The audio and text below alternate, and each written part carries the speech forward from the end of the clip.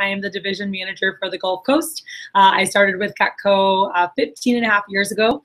Going on my 16th year right now. Heard about the job at school. Actually, I found a business card. I don't know if any of you guys got a business card at school. I actually found mine on the floor. I was like, ooh, that says student work. I'm a student. I need work. So dirty little business card almost 16 years ago. And when I started off the job, I was definitely a little bit sketched out. People that I talked to were like, dude, it's not legit. Don't do it. My mom was like, get a real job. Like everyone was like kind of discouraging me, but it was cool because when I went into the interview, I actually had one of my good friends in my honors college at PBA. I went to a small Christian school in Florida, and one of my really good friends in honors, her boyfriend was an assistant manager at the office. So when I went in for and I didn't know, when I went in for my interview, I like walked in, and you guys have seen some of these guys running interviews, and so I see Bo, and I was like, Bo, and he was like, hey, what's up? And I was like, what are you doing here? And he was like all suited up, and he was always in like board shorts, t-shirt, super chill from like being at the beach. Like our school was on the Intercoastal.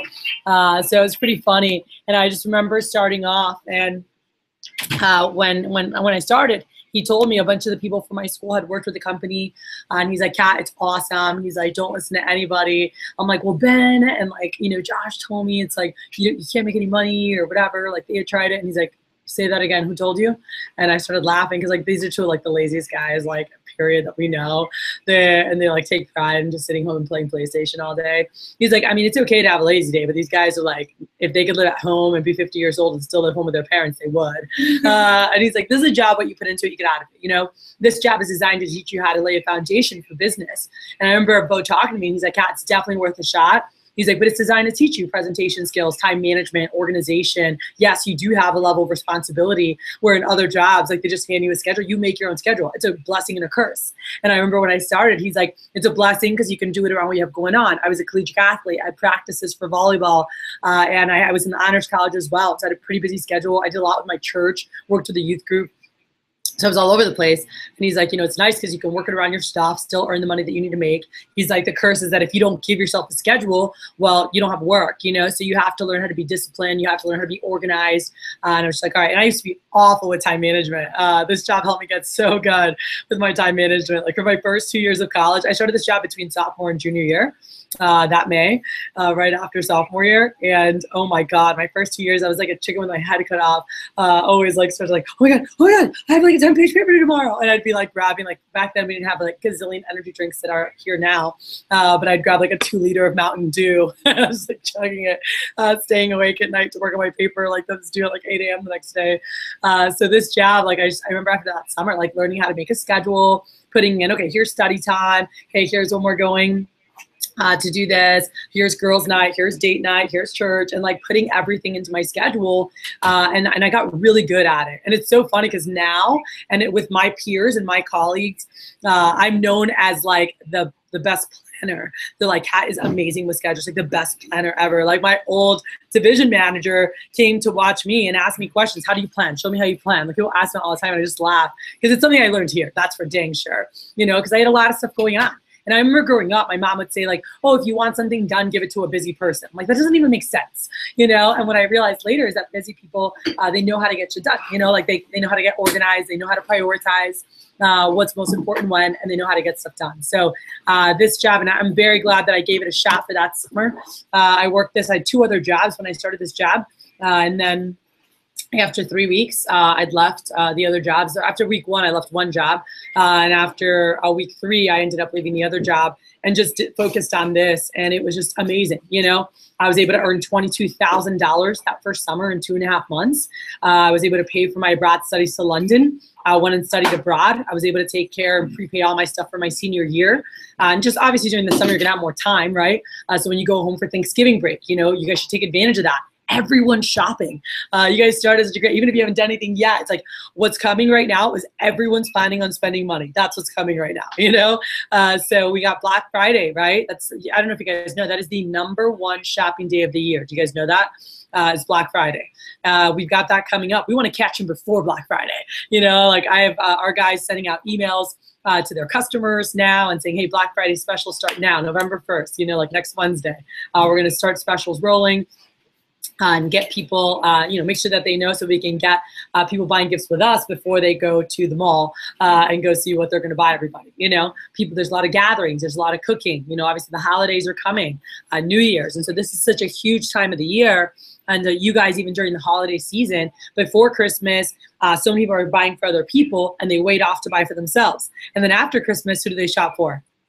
Themselves. I don't know if you guys know, but the day after Christmas is the second largest shopping day of the year. All right. And so that's when people buy for themselves because they get their Christmas bonuses. So before Christmas, like, maybe we're about everybody else. And then after Christmas, like, okay, now I can shop for me, So it's just the sales that happen through these next 12 months are ridiculous. I sat with Cody for lunch today and I was like, look, let's break down numbers. And I was showing him, I was like, you guys can get this done, like, this is go time. Like, this is where sales. And he looked and he was like, oh my gosh, like the last 3 weeks of the year, he's like, holy crap, you guys were crushing it. And that month of December, I'm like, everyone's shopping, like from Black Friday. And I was showing him like all the numbers. I was like, it's go. I'm like, so right now it's all about building a squad and getting them really good at the fundamentals, getting them really good at the basics. And so I told him, I said, hey, I'm willing to come up to gear you guys up. And the only reason I'm here right now, and I'll tell you, is I just got back in town last week. It was my first week in my office. I don't know if they told you, I've been gone for 2 months. My husband and I got married. We had our wedding in August, and then I've been gone. I was gone for 3 weeks, came home. That's when I met you. I was there for a day. I flew back out. We went on honeymoon for 3 weeks, and then we went to DC for the event that all the managers were at a week and a half ago. And so last week was my first week at my office, and we're moving this week. We moved to a new house on Sunday. I have not packed one box yet. So it's like, and so I'm not staying tonight for team night. Cody's like, we're going to stay. I'm like, there's no way. I'm like, tomorrow we start packing early. Like, I've got to get back. But I'm definitely willing to drive up because you guys are doing something really special right now as an office, as an organization, something that's never been done here. You guys are on pace to break the all-time record again. Last year you guys broke it, and you guys are also in a position where if everyone comes together and commits to finishing the year strong, you guys could sell $1 million, which has never been done before, which is absolutely ridiculous. And it's very, very possible. But it's going to take a group effort, and that's what him and I were breaking down together to get that done. So that's why I'm here, to give you guys some skill sets, to give you guys a great foundation. This is some sales leadership coaching that you guys can utilize for yourselves personally, whether you're in the room as an assistant manager, as someone who makes 50% commissions, or above, you can all, or a brand new person, you can all take from this. These are skill sets that I've gone over with people who are at 100K in sales, 200K in sales, 300K in sales, and they're like, oh, and there's always little things you can take. And what you'll notice as you develop in this business, so first there's like your big foundation, right? Your closing. Do you have your closing down? Your recs. Do you have your recs down? And then your phones, you're covered with phones. And really the order is recs, phones, closing is what I always teach people. I'm like, you want to get amazing at recommendations, so you always have tons of people to see. You want to get great on the phone so that like you're not just burning through leads, but you're setting appointments for when you want them. Even if it takes you a little bit longer to get great at closing, you always have people to see.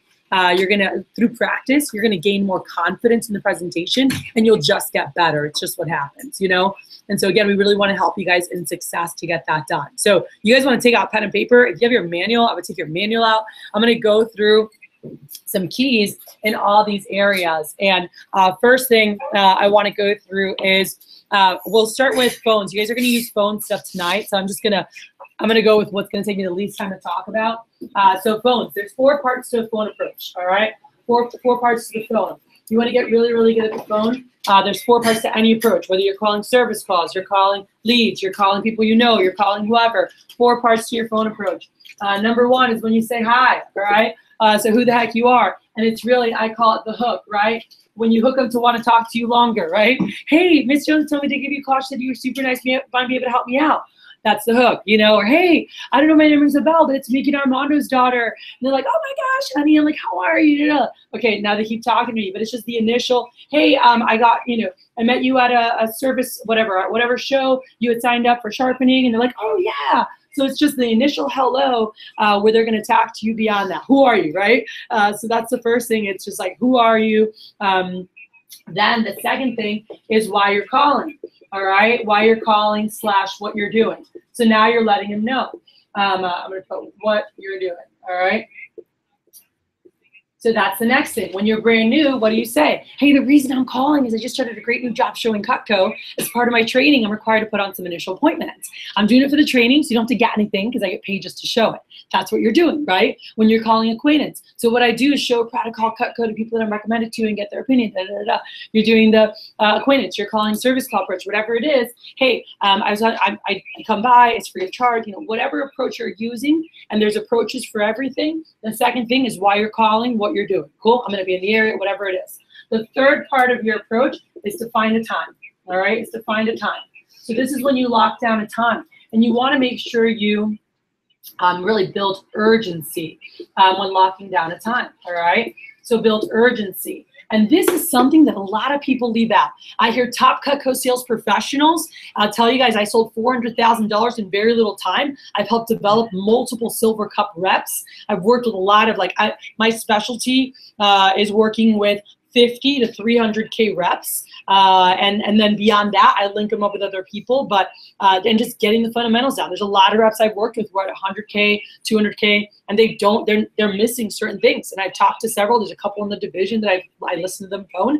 I'm like, you really suck at this, like this part, you know? Because people are like, they're so great on the phone. I mean, no, they sound great. They have a great personality. They're great at building rapport and connecting. They're great at sharing why they're calling. They absolutely are horrible at this. And this is why they never have appointments when they want them, and they have so many reschedules. When you build urgency properly, all right, and this, sorry, is, you know, hook, rapport, whatever, just like chatting with them. All right, this is something that some people are really, really good at. Sometimes when you're newer, you can be a little more awkward with that. You're like, oh, so, hey, where you might hear Moses, or you might hear them like, oh, hey, how are you? And they're really good at like connecting and saying hi and building rapport right off the bat. But this right here is something that I've heard top professionals, this is, to me, the difference between someone who like freaking rocks this business and somebody who's just there around for a long time, and they always get put off. They don't have the skills because they always want to have. This is something that my friends who were in the business, who had sold $1 million plus, had worked with me and showed me when I was new, is this. And what this is, can you book an appointment without building urgency? Yes. You can say, oh, I want to see if I can stop by sometime this week. Oh, I want to, which is horrible. You should never do that. You should always offer, how many times? Do you guys know? 2 times. You should always, and you should always offer your next 2 available times. That's what we're going to talk about. But you're, oh, is tomorrow good, or sometime this week, or I'm trying to get this done by like, you know, Sunday, and there's just a really wide range. And they don't build urgency for why they were calling, and so they get put off a little bit. And guys, here's the thing: the sooner to when you spoke to them, you book it, the higher, like that's how you're going to have like a 90% plus completion ratio. If you're available whenever, if there's no urgency, then if something comes up on their end that seems more enjoyable or more important, then they'll probably put you off. Why? Because you're available whenever. Worst thing you could ever say to a customer is like, oh, I can come by anytime. I'm available all day, all right? You never want to say that, because how about if their friend calls them at the time you're going to come and they go, hey, there's a sale here. Hey, the farmer's market's going on. You want to come? They're like, oh, I have this kid Eric coming. Oh, but he said he was available all day. So sure, I'll just reschedule with him. And so they don't take your business as seriously, and you leave yourself a door open for more reschedules because you didn't make sure to let them know how hard you work. I don't care if your schedule is completely open for the day. You should never say I'm available all day. You should say, oh, you know what? Let me check my schedule, okay? You know, if they like, when you're going through, you're like going through the time, you're like, hey, Friday, let me check my schedule. I have an opening in the morning. Is morning? And if you want to say, hey, is morning better for you or afternoon? Okay, let me see. And you say, I have a 9 a.m. or is 11 a.m. better? And they say 9. You're like, all right, perfect. Let's do that, all right? And so, guys, they know you're working hard. They know you're on a schedule. They know you're not going to waste their time, all right? And they're not going to cancel you because they see how hard you're working and how organized you are, okay? So never say I'm available whenever. I'm available all day. Never, never do that. And so the other part of this with building urgency is, why were you calling? Because you still hadn't hit your goal. That's why you were calling, right? And so you always, so what I learned long ago, and it's really, really helpful is, you know, and I was talking to one of our CSPs back home, and he was like, Kat, this was a game changer for him this year, and he won the company trip for the first time. He got a chance to go over to last year it was where'd they go, to Puerto Vallarta, right, for last year's trip. And him and I were talking, and he said, I know you always talked about this, but I never really understood the impact that it had. And I was like, dude, you have to just offer your next 2 available times. That's what I do. And then if not, then I say, oh, so Moses, is it better for you on Friday, or is it better for you today? Then I'll do that. But if I still need to book 2 for today, I'm not asking them their schedule. I'm just saying, hey, I know this is really short notice, but the reason I was calling is that I actually had not hit my goal for today, and I was wondering if there's any way you could squeeze me in short notice. I have a time at blank, or would time be better? And they're like, oh, and if they go, oh, honey, we're at work. Oh, honey, we have something tonight. I'm like, hey, no worries. Figured I'd ask. I've just been working so hard. Do you think they're going to be upset that you're like imposing on them? Or no, they're like, oh, no, good for you. That's awesome. Yeah, I'm sorry I couldn't help you today. But so I always offer my next available. By the way, in your manual, this is like kind of a bonus thing. I don't know why it's not in here sooner, because I think it gets missed by so many people. But it's actually a urgency phrase, like I just said, that I learned long ago, is in here. It's on the bottom of page 35. And it says, phrase that pays, urgency. Hey, Mrs. Jones, I know you're probably really busy, but I need to do blank appointments by blank in order to hit my goal. Is there any way you could squeeze me in on blank, or is blank better? That's an urgency phrase. Guys, I incorporate that into every time before I ask for, you never hear me ask for a time without building urgency. So I chat, how are you? Hey, well, the reason I was calling, I let them know, and then my tone changes. Well, hey, Miss Jones, the reason I was calling, I actually have not hit my goal for tomorrow, and I was wondering if there was any chance you could squeeze me in on such short notice. I still have an opening at 10 a.m., or is 12 better? And they're like, oh yeah, honey, we could do 10, or oh, I work during the day. I'm like, oh, no worries, figured I'd ask, I'm just working so hard. Is it better for you normally evenings or weekend? Oh yeah, okay, cool. Let me check to see what I have available. Again, even if it's open, let me check my schedule. I would add that into your arsenal of phrases. Let me check my schedule. And so again, they know you're on a schedule. They know you're working hard. And then guys, the last part, some people finish there. Some people find a time and they're not even very good at building urgency. They're like, all right, see you then.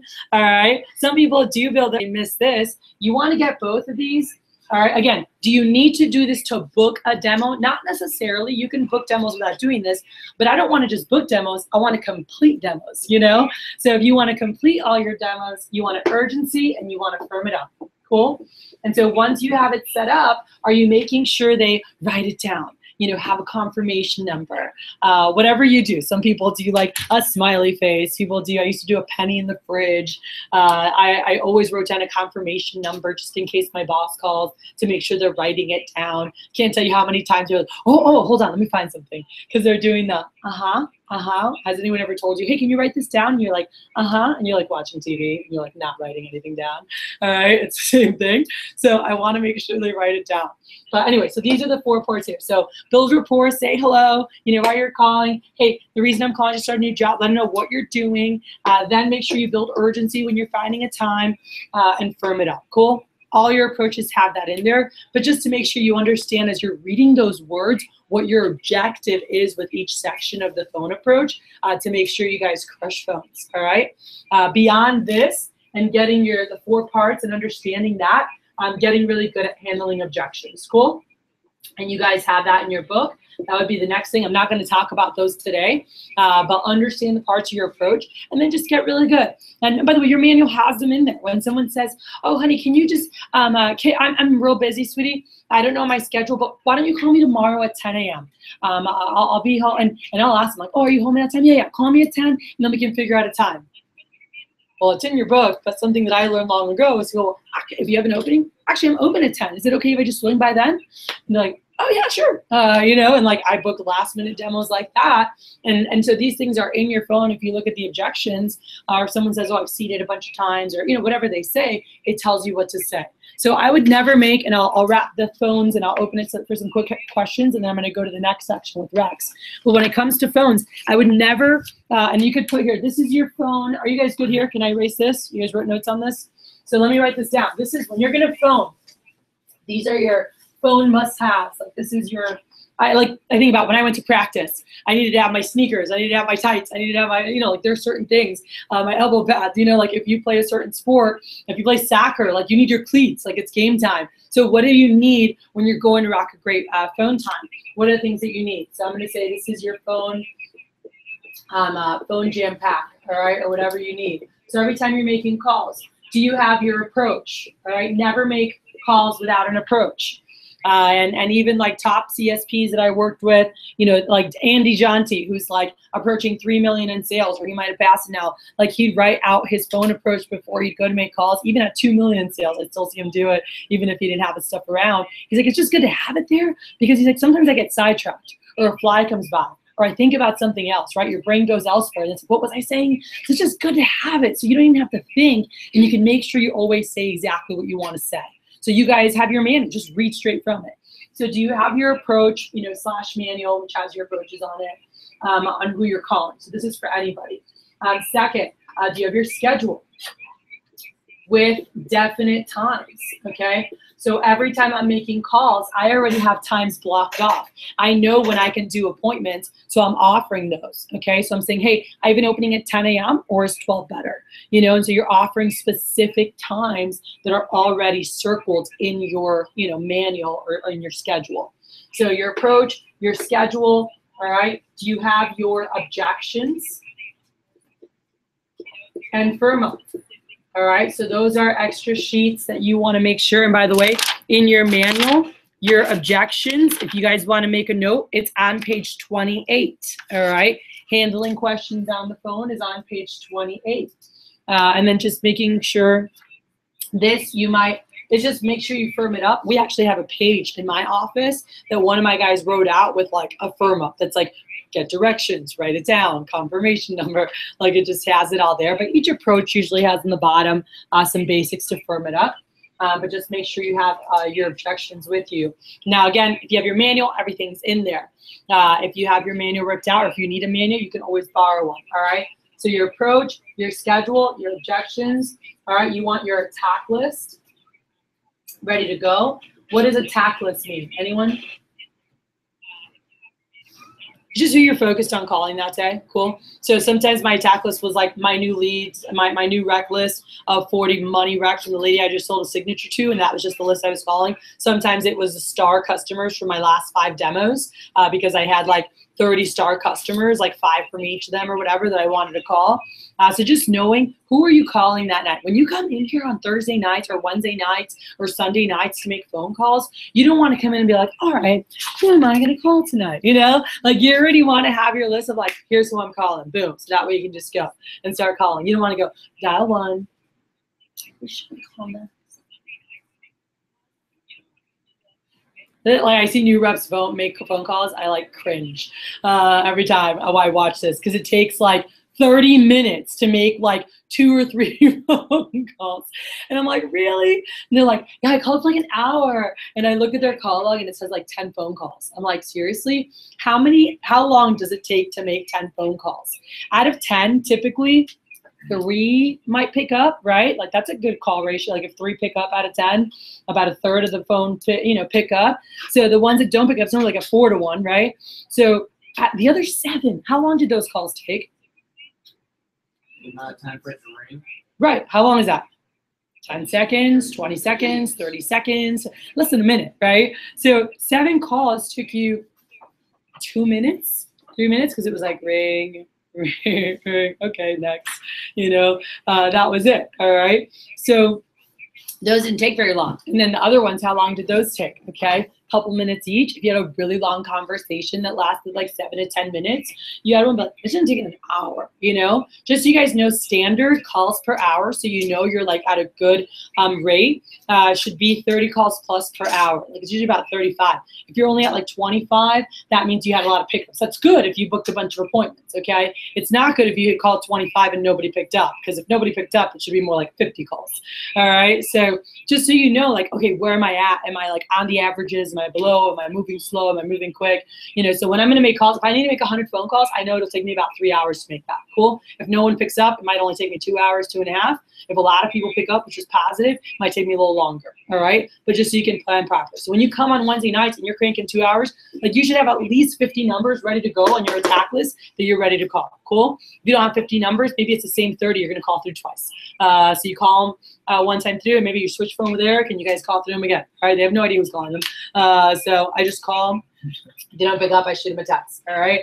So approach, schedule, objections, attack list. All right. And then you want to make sure that you guys have your phone charger, phone and phone charger. All right. So I'll just put here phone and charger.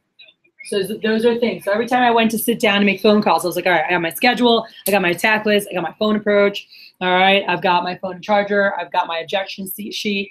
So I'm ready to roll. All right, to make sure you guys are set up for success. So this is really important. And I'll pause real quick with phones. Comments, anything that stood out to you guys, or any questions that you have on what I just talked about with phone stuff. I can have a specific question on the third, find a time in the last one. Mm-hmm. So let's say you're going home for, you're trying to book a bunch of demos, and you, like a couple people don't pick up, one of them calls you after you're already back. Mm-hmm. And you don't know when the next time you're going to be out there. What would you recommend? Squeeze them in. I try to squeeze them in if I can in between stuff, but if not, then I'll just set them up. Then I'll let them know. I'm like, hey, I'm not sure. I'll just let them know, like, hey, I'm not sure when I'll be back home. I would book a virtual with them. Virtual demos with the exact same averages as live demos, by the way. Exact same averages nationwide. So some people are like, oh no, but it's better live. It really isn't. It's just, you might have more fun with it because you like chopping stuff up with them. But think about online shopping. People online shop all the time now. There's stores going out of business because people are just online shopping, because people order on Amazon, because convenience has become the #1 thing in freaking America that's purchased. People even pay for Uber Eats to bring them their Chick-fil-A.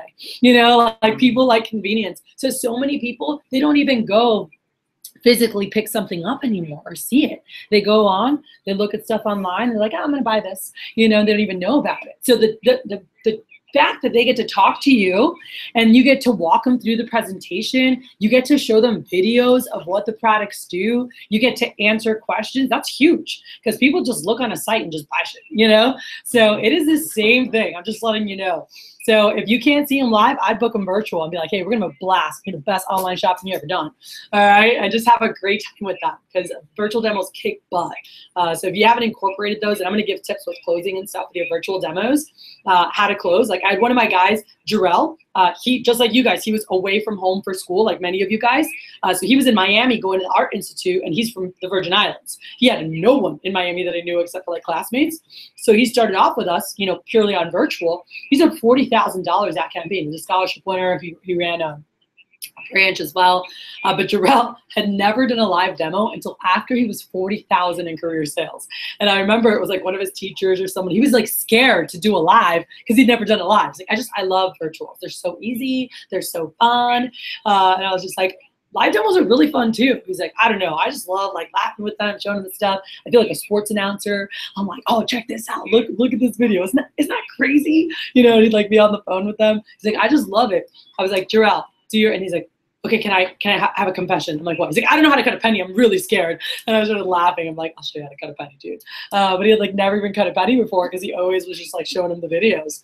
And then he did his first live demo and he's like, that was weird. He's like, okay, but I'm gonna do a couple more, you know, and then he felt comfortable with both. But what I found is that whatever you start with, typically it's what you're most confident or comfortable with, but they're exactly the same, but a little different. And the little different is one, you're chopping in person, one, you're on the phone, like, oh my gosh, check this out. You know, like you make up for the non-verbals with tonality. But I love the virtual because it shows them all the knives, it shows them how all of them work, which most of you don't have all of them.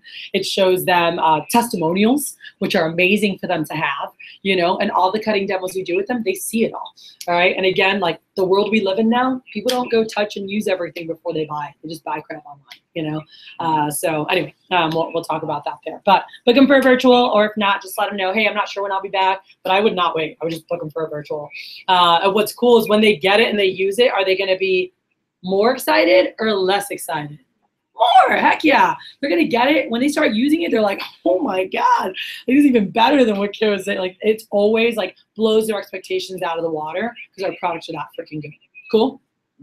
So any other questions on this, or any comments, any good, and even better, and stuff that I went over, anything they were like, oh, that's such a good reminder, or things that you'd say to reinforce for these guys that you heard me say from like the phone stuff. Just have fun over the phone. Mm-hmm. Like, smile when you talk. You say that. Mm-hmm. Yeah, it's good. Smile when you talk. You can hear it.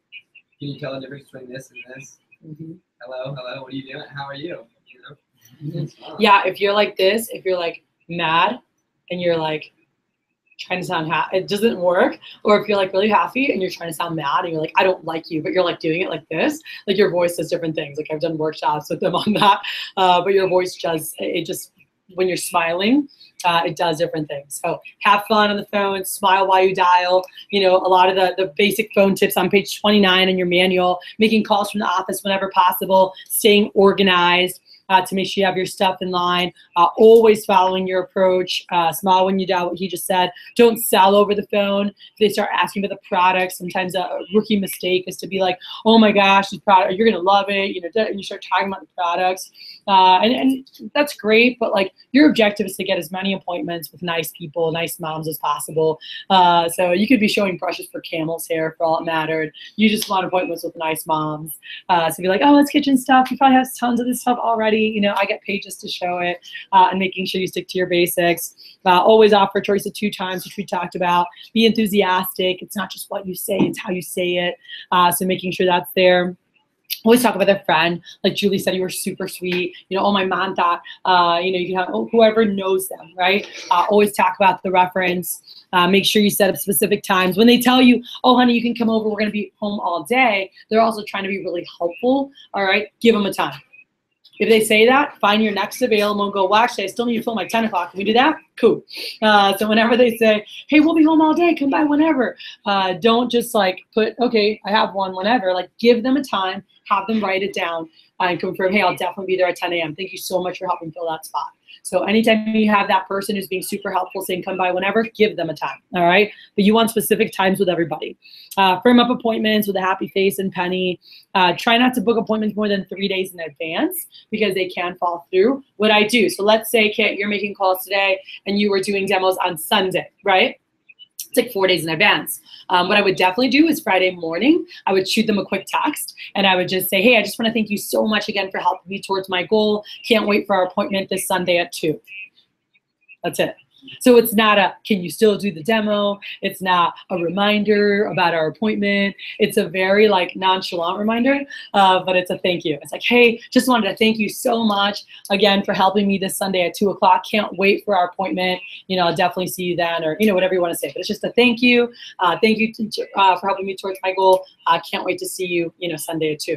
So I would always do that 2 days prior. Cool. Why 2 days prior? Anyone?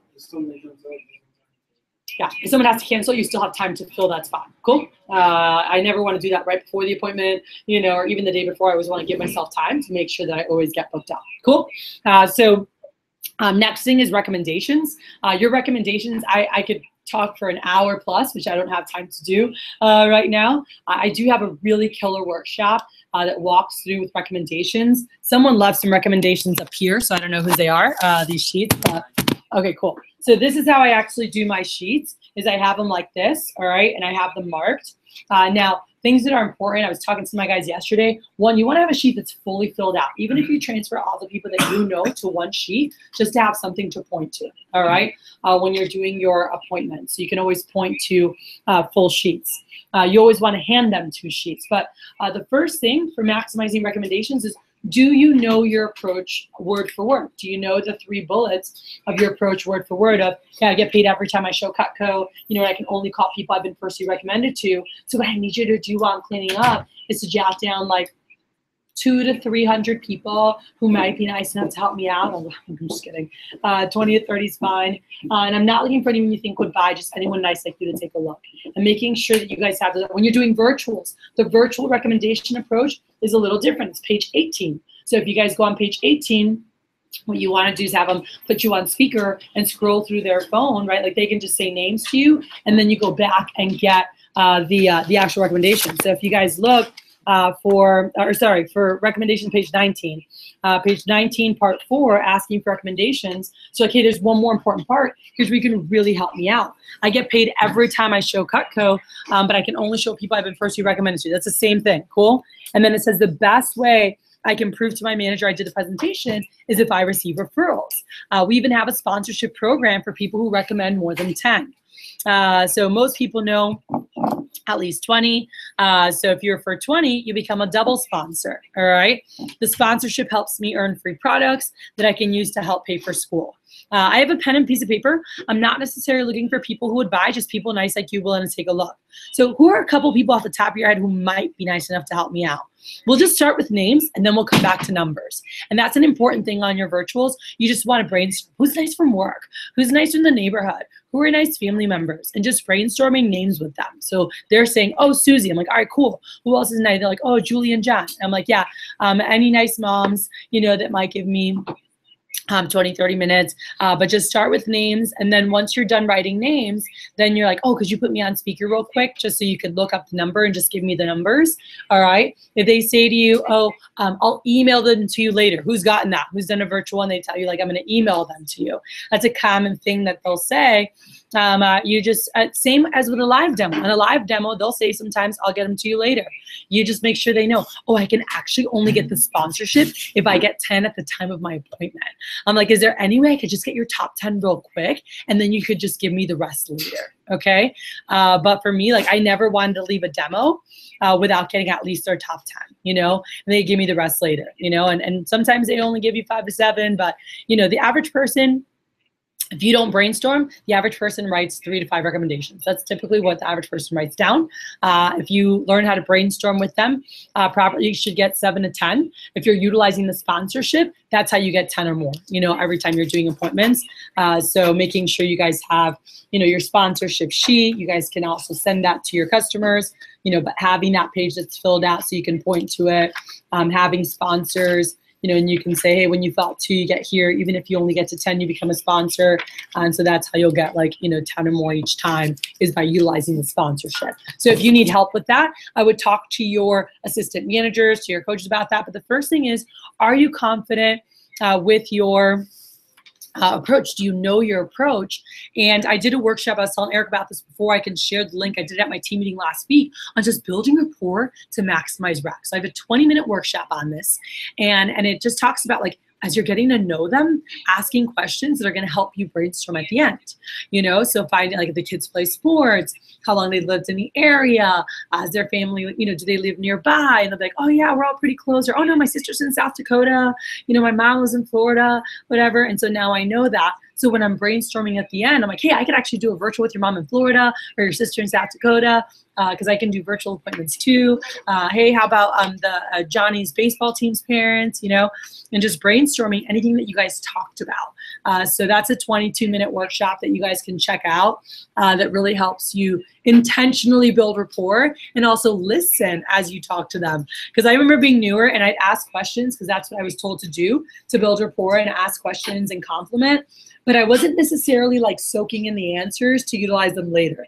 I was just asking them because I was supposed to ask them things, but ask questions and listen. Because at the end, if someone told me in the beginning they just moved here, they're not from the area, and I asked, oh, like, are you guys really close with all the neighbors? And they're like, oh no, we don't really know our neighbors. Well, at the end, I'm not going to go like, oh, how about all the neighbors? Because if I was that person, I'd be like, didn't you listen in the beginning? I told you I don't really know the neighbors, right? So at the end, I'll be like, hey, I know you're not close to all the neighbors, but how about the front neighbor that you said that the kids play with? Like, oh yeah, she's super nice. She'll probably help you out. You know, so you can be very specific, but they also feel good because they were heard. All right. And so a lot of times, especially moms, you know, don't feel very heard, don't feel very appreciated, you know, for things they do. So when moms do feel appreciated or do feel heard, those things go a long way. Cool.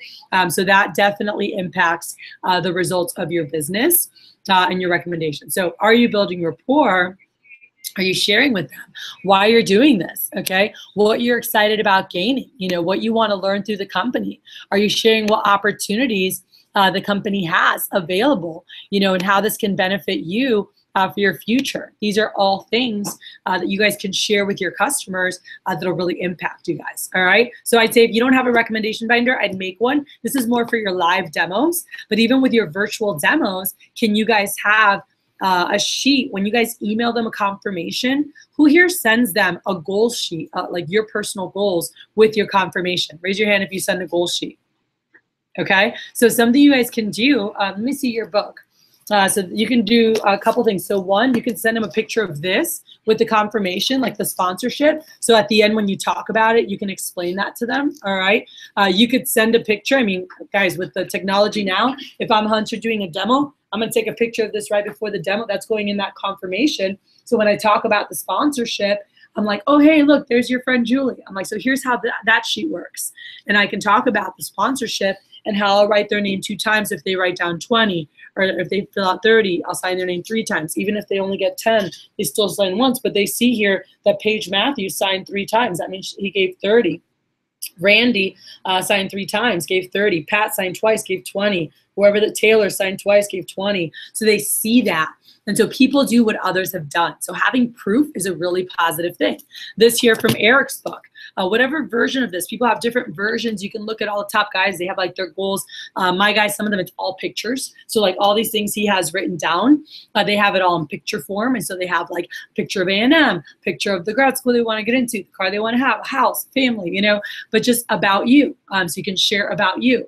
I just saw Romans the other day and I was like, you need to redo this and put about you. Put a picture of your family, put a picture of your grandma. I'm like, why are you working? What do you want to do in the future? What's your dream job? Like, what do you want to do for people? And he's like, well, we were talking. He's like, I want to be an entrepreneur. I want to own a business. Like, okay, cool. Put a picture of an entrepreneur. Do you have a future business you know you want to run? If you're not sure, just put like a business person. I said, what else? You know, we were talking about stuff. I said, contribution. Is there anything you like to give to? Anything you like to give back to? Anything that like moves you? You know? And he's like, well, my grandma would always go back to Trinidad. That's where we're from. And she would give to families. We'd take clothes, we'd take stuff, take it over. And like, that's something that I really love and I want to be able to do. I said, awesome. I said, put a picture of your grandma and say, hey, this is, you know, like, I'm really excited about working hard to create a, you know, like for me to be able to move myself forward. I want to own a business one day. I want to be an entrepreneur. I want to be able to create the means, the time, the money, and the flexibility to also be able to give back. You know, not just to my family, but to those who are in need. I've watched my grandmother for years give back to our family and people that we don't even know back home in our country. And that's something that I'd be really excited about being able to do too, you know, and then customers are gonna be like, wow, that's amazing. But they just kind of get to know a little bit about you, who you are, you know, and what excites you. And by the way, the more your customers are tied into you, all right, guys, this affects everything. So I was sharing this before. And I'm going to talk about this. This affects Rex and closing, and I'll transition into closing tips. All right. But the first and most important thing, you know, Eric asked me earlier, if you want to be a great rep, like what's the first thing you should master? It's to me, I think it's mastering rapport, connection with people, you know, like, because that affects recommendations, closing, everything, you know, and when they like you, and they're like, wow, like your customers should want to like adopt you, you know, or like marry you into the family. They should be like, wow, you're amazing. Like that is incredible, you know? And you have to think about now in this day and age, especially with millennials, you know, like millennials have such a bad rap for like being entitled, not being as hard of workers, you know, like things like that. And so when they meet a young person who's goal-oriented, who's focused, who's working hard, they're really impressed by that, you know? So I want you guys to think for a moment. Some of you guys might have wrote some of this stuff in here, okay, in terms of why you're working with Cutco. But there's actually a sheet. I don't know if you guys have filled this out yet. The last page, page 37. I'm going to page 37. Have you guys utilized this page yet in your manual? Page 37. And managers, assistant managers, CSPs, this is just a cool thing to use to help them get a cool About Me page, all right? After you go through this. But this is a page that was created to help you guys think a little bit about your goals, right? What I love about Vector, and I shared when I first started, it was the flexibility, like many of you guys said, right? Getting to make my schedule. And also I liked that I had an unlimited income opportunity based on me. But as time went on, all right, and now I can tell you my favorite thing about Vector is that it's the most incredible vehicle to help you hit things off your goals, off your dreams list. A month ago, I got to sit in the middle of the Fijian waters on my own island. Nobody else was on it except for my husband. And we're on this island looking out. And I literally just like cried. I like looked out and I was like, oh my gosh, this has been on my dreams list. And it was on my dreams list to go to Fiji for my honeymoon. So I never went before. I was like, I want to do this for my honeymoon. And I'm just looking out and I was just like, this is incredible. And I just started thinking about all the things, you know, like my husband's like, isn't it so crazy what we've been able to do because of Cutco? I'm like, it's nuts. You know, we went to Australia. That was another place I wanted to go. On his dreams list was to like feed kangaroos, and like we fed kangaroos. He took a selfie with a kangaroo. Some of you guys saw it on Snapchat, you know, like he was just like, this is incredible. And we had so many things for us. Like we love traveling and seeing the world. But, you know, we made a list of like all the things that we want to do like years ago. And I love this in Vector. And this is something that, by the way, Vector showed me. I never thought about this stuff, you know, growing up, it was like, I grew up poor, you know, and it was like, it is what it is. You do what you can, you work to pay the bills, and you just kind of get by. You know, you want to have happiness and fulfillment. You have a family, you have kids, and you love them, which I feel caused more stress for a lot of people than anything, you know. But it wasn't, people didn't, growing up, it wasn't like, where do you want to go travel? What do you want to go do? Like, that wasn't a thing. Like, my family hasn't gotten a chance to do the things. Like, I've been all over. I'm like, I stood on top of the Acropolis and looked out in tears, like, holy crap, I'm here. You know, I remember standing in front of the pyramids in Egypt, and I was like, is this like for real right now? Like, my friend looked at me and saw me like sobbing, like, why are you crying? I'm like, I've wanted to come here since I was a little girl. I was like, I read this in the Bible. I saw it in Sunday school. I watched movies, you know, growing up. And I was like, I want to go there one day. When I went to, I've been to Israel 4 times. I'm going this year again with my husband this spring. And I'm like, when I went to the Western Wall, when I went to, I'm just like, holy crap. You know, like I took a car, drove to the Sea of Galilee. I got lost on my way home. It was like Bethlehem this way, Nazareth this way. I'm like, where am I right now? I'm like, this is amazing. And getting a chance to experience these things that I love. For other people, there's other things that excite them. But Cutco, when I was in Cutco, they challenged me to think bigger about what's possible. They challenged me to utilize this as a vehicle, to think about, what do you want to do in your life? Where do you want to go? What do you want to do? Who do you want to be? How do you want to live? Like, what are all these things, you know? What legacy do you want to leave behind? What kind of a person do you want to be? And utilizing this vehicle to help you get there. And so this page is just like a cool thing to start thinking about stuff, but think about physical. What are short-term goals? What are long-term goals for your physical fitness? You know, so maybe it's giving you, you know, having the time to go to the gym, affording a gym, having classes, having a trainer, going to boxing, whatever, MMA. Some people have certain physical, maybe it's losing weight, eating healthier, you know, being able to have like meal preps done for you. I don't know, but like, what are things that are physical goals for you? Then it has material goals. Those would be things like a car, a house, a new wardrobe, buying your parents a house, getting a boat, whatever it is that excites you. You know, like I wanted to join a boat club. I told my husband, like, that's 2019, we're joining a boat club. I'm like, not next year. Next year is we have big savings goals. We have certain trips that we're doing. We're going to buy a house. That's next year's material goal. And then the next year, I was like, I want to join a boat club. You know, he's like, I want to own a boat. I'm like, I don't want to own a boat. I'm like, someone else can take care of it. I'm like, I want to own a boat club. I said, we pay a fee. We rent out any boat we want, any day we want. We just reserve it. So we looked at stuff. He's like, oh yeah. And I'm like, and we can rent it anywhere we are. So if we go to Rhode Island for the weekend, we can go there and rent a boat there. We go to Cali, which we always go to. Our boat club has locations all over the nation, and we can rent it anywhere we are. We don't have to travel with our boat there. We can just rent a boat over there, you know? So that's really cool. So those are some examples, and you could write down your own. What are material goals that you'd be excited about attaining short term? What are material goals you'd be excited about attaining long term? And I would jot some of these in there. Intellectual or creative, and those can be like your degree, you know, your degree. Maybe it's learning a new language. Maybe it's learning how to play guitar. What are different intellectual and creative goals? What are financial goals that you have? Make a grand this fall, this month, and this week, you know, save 2,000, 3,000, 5,000, 10,000. It's crazy. I had no idea how much income you could earn with Cutco. And I don't know, I mean, here in your office, I don't know if you guys see these guys' paychecks. I mean, last week, like the check right now that Jonathan just got, he just made $8,000 last week. Do you guys know that? Like, that's ridiculous, okay? Like, his direct deposit will be close to 6,000 of it. The rest he gets on bonus at the end of the month, which that's going to be another ridiculous check, all right? But it's silly, all right? It's silly. I see some of these guys' checks, and I'm like, oh, my gosh. Last week, the #1 earner in the nation earned over $17,000 last week. And I remember seeing this when I was at team meetings. I was like, what? All right. And it was just so crazy. And I was like, I want that. I want that. How do I get that?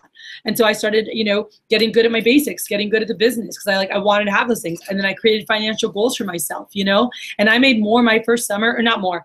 almost as much. My mom earned about 27 grand a year doing like just random bookkeeping at a nursing home. I made $22,000 at 19 and 2.5 months. You know, it was just absolutely nuts. So that's a really cool thing. So and then I set different goals and I was like, all right, I want to earn this. I want to save this. And so each semester I had like a cool savings goal, you know, for next summer. I think about in the summertime, oh my gosh, how much can you save? Not make, how much can you save?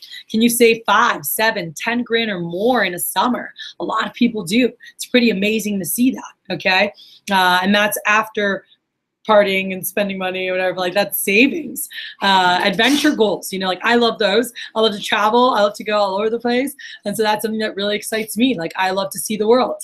And so we're like, all right, what are our next locations? Where are we going to? And so every year our goal is to knock out 2 big trips off the dreams list, you know, and then go back, visit friends and do other, and then just people invite us like, oh, you want to go here? Well, yeah, you know, we'll go to different places. But from our dreams list, we want to knock out 2 big trips each year.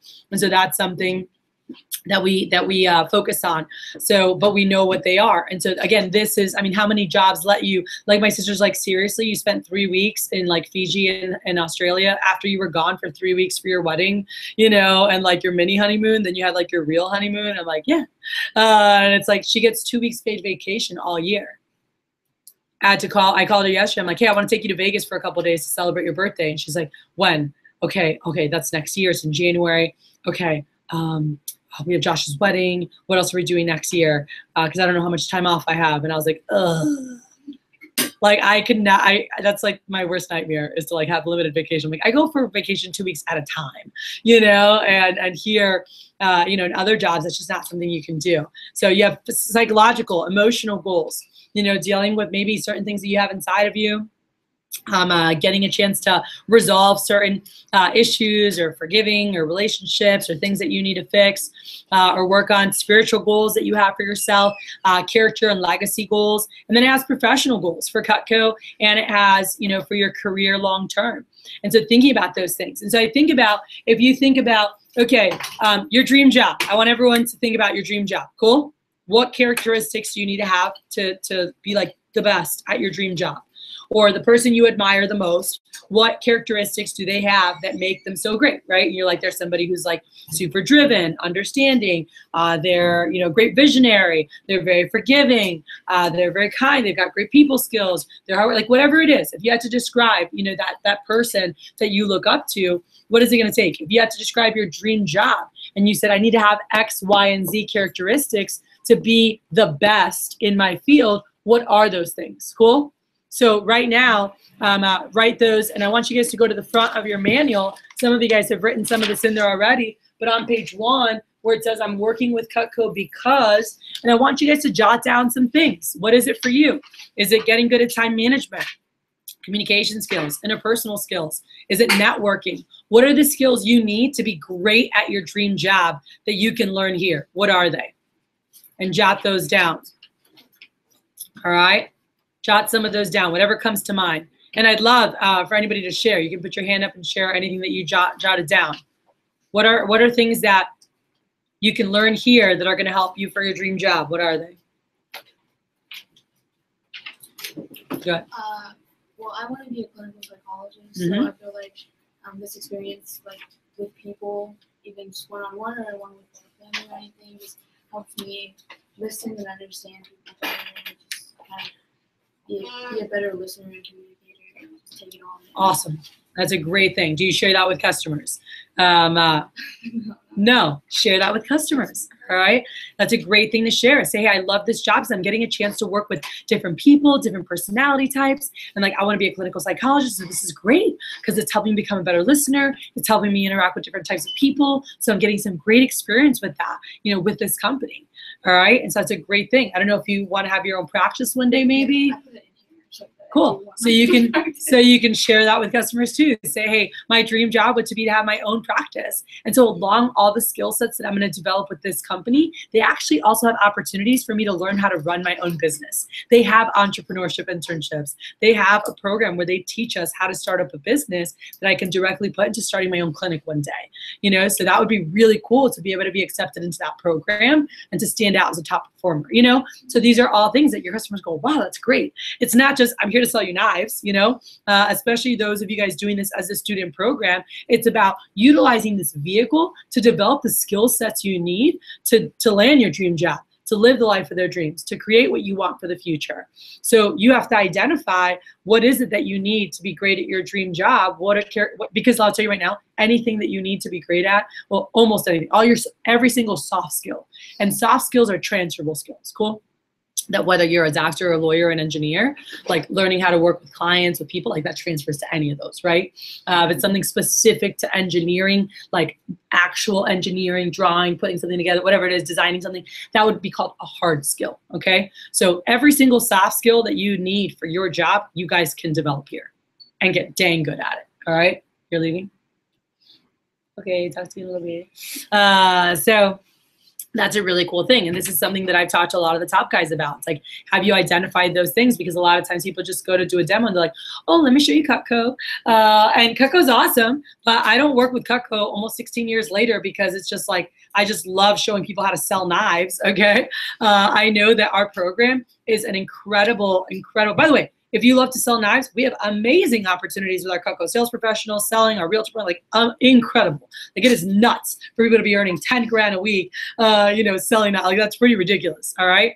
But that wasn't what motivated me, right? Everyone's wired different, right? Why are some people doctors? Why are some people lawyers? Why are some people teachers? They're just wired differently.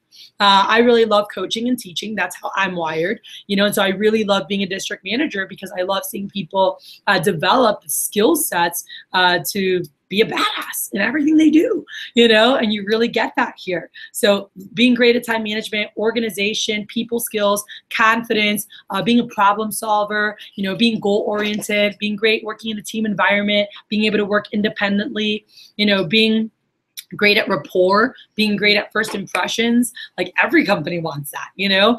Google, who's been made, like they've been voted one of the top places to work for so many different years, you know, year after year.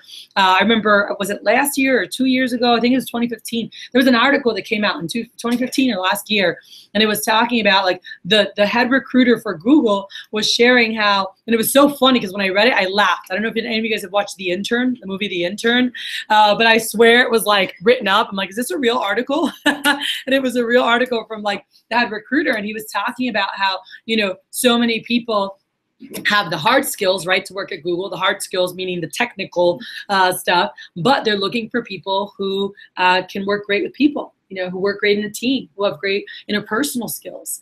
And it was going through that, and I was just kind of laughing reading about that because that's what we teach, and companies want that and they need that, you know, like what sets you apart, what makes you great at your job.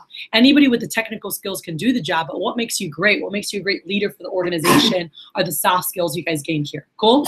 So I spent a lot of time talking about this because this is why we do this business. This is the purpose of this job. It's a vehicle to teach you those things. So you want to identify again what those things are for you and share that with customers, okay? That, hey, here's why I'm doing this. So when I talk to customers, I'll give you an example of mine. I'm gonna text you, forward you the voice memo of like Romans that I did for him. But when I started, I didn't know my dream job specifically. I knew what I want to do in general. Some of you guys are like, you know where you're going, you know what you're studying. That's awesome. So when I was a college student, I was like, hey, Miss Jones, I'm like, so yeah, let me tell you about why I'm doing this. Or they're like, oh yeah, I'm like, so I ran into this company randomly at school. I found a business card at school, but I had no idea that they were a huge like student work program. And it's really designed to help you like gain and transform a lot of soft skills. Like for me, like I don't know exactly what I want to do in terms of career path, but I do know I want to own businesses. I do know I want to lead people. I do know I want to be able to give back. I like doing a lot with nonprofit. I did a lot of mission trips with my church growing up, and I'm going to a Christian college now, and we do a lot of ministry. I went to Romania for a couple months last summer. We went to Belize the year before, and I really enjoyed doing missions and giving back. And so I love this company. I'm really excited about being able to learn business skills, professionalism. They have entrepreneurship internship. They have management internships that are really cool. They have scholarships, you know, that help me pay for school, and so many cool things that I can gain to help me stand out on my resume.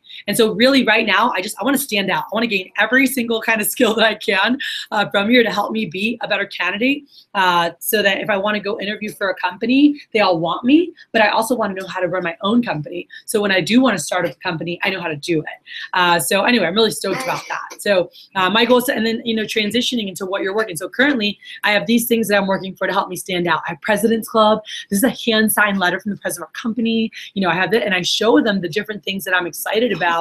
And so that's a really big thing. So next week I'll actually be running a workshop on this, like specifically how to share your goals. And all the different things that you guys can put. But there's so many things for your resume, from certified field trainer, all the campaign awards in the back, consistency. By the way, consistency is one of the biggest things. That, team builder, and field training to me are the three biggest things on your resume. Consistency is just week in, week out.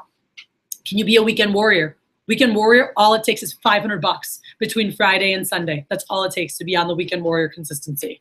All right. And so when you see, oh, 20 weeks consistency, like companies, to them, that stands out more than you having one 3K week. Because one 3K week means what? Like, oh, whatever, you know, like you had a good week, you know, maybe you got lucky, maybe whatever. There's a difference between that and being a consistent performer. That shows discipline. And that's also lower risk for them because they know that you take pride in you're going to consistently give the same output, you know. Another thing is, as I mentioned, taking people field training, because it shows that you're not just about yourself, but you're also about helping other people. So whether you come here, do a virtual and have someone else watch it, or you take someone with you to do appointments, but getting certifications as a field trainer shows companies that you're not just about yourself, but you're also about the team doing well. And the third thing with PRs, like being a team builder, when you recommend people to the job, when you're a national team builder, there's a Southwest scholarship, there's a national scholarship. When you stand out as a top team builder, that also shows companies that if you believe in the mission of the company and where the company's going, that you're excited to help them get there, you know? So again, when they're looking at you in an interview, that stands out as a lower risk hire. It's like, oh, this kid, if he likes our company and wants to work here, he's gonna help us build our organization to where we want it. So those are a couple examples, but I think those are three really big, easy ones that anybody can get. Consistency Club, pick a number. It's $500 a week, $1,000 a week, it's $2,000, and every week, week in, week out. My number when I was in college was $1,000. I wanted to have a grand day every Saturday. I know here that's different. We didn't have a football team, you know, Saturday's football day here. So it might be Friday, it might be Tuesday, whatever day it is. But I had one day that it was like, this is my demo day. And every Saturday for me, I did 4 to 6 demos every single Saturday. And there was not one grand day when I was in college, one Saturday that I didn't have a grand day, 16 Saturdays in a row for the campaign. And that was just a decision I made, like, this is my day. And I wanted to do that every single week. So pick your number, whatever it is. Pick your number, pick your day, make a plan, and just be a consistent performer, you know? With that, you can get your President's Club letter. Once you're over 1,000, you can take people field training with you. So again, you can talk to your managers. There's a lot of cool things you guys can put on your resume. What are you doing to start capitalizing on some of those things and throwing them on there? Because again, that's how Cutco is going to serve you the most, is providing a killer foundation with skill sets and helping you stand out when you guys graduate. Cool. And then for those who want to take advantage beyond that, oh, and the money's just silly. The money you can earn here, especially when you guys get to dirty 30, but that 25, 30% range, it's pretty incredible. Anyone can tell you on the edges of the room here who earn that. And even more exciting is the guys who make 50% commissions, you know? So those who get selected for our entrepreneurship program, you know, we've got a couple people who have applied for that. They do the entrepreneurship program. They do 7 weeks where they're doing like a mini term running an office, and they're in charge of recruiting, interviewing, training, and they're working in the office for 7 weeks. And then for 3 months, they get straight 50% commissions, like every time they sell. It's awesome. They like drop out, like Brandon did this in his branch. He sold 10K in 2 weeks. He made $5,000 in 2 weeks. All right, that's more than like most college kids make all summer. The average college kid makes less than $4 grand in a summer. All right, and he made over $5 grand in 2 weeks, making 50%. They make 50% for 3 months. It's ridiculous. So again, money's awesome. And for those who want advancement within Cutco, guys, we have amazing, amazing long-term opportunities. And for those who just want to use this as a catapult into your next thing, again, there isn't something that's going to launch you out into a better place than what you guys have here. So spend 10 to 15 minutes in my demo. 10 to 15 minutes was rapport building. My demo, showing of the knives, you know, here's the company, here's this. That was 20 to 30 minutes. My Rex, 15 to 20 minutes. So like my report and recommendations was more time than actually showing the actual knives. You know, like our products are kick-ass. They speak for themselves. You guys hit your checkpoints, and I'm gonna give you a couple quick keys with the demo, and then I'm gonna wrap up, okay? So first part, make sure you build a rapport like a rock star. Make sure you connect. Make sure you let them know why the heck you're doing this weird knife shop. Why are you selling knives? You're studying engineering. You're studying accounting. You're studying psychology. Why are you selling knives?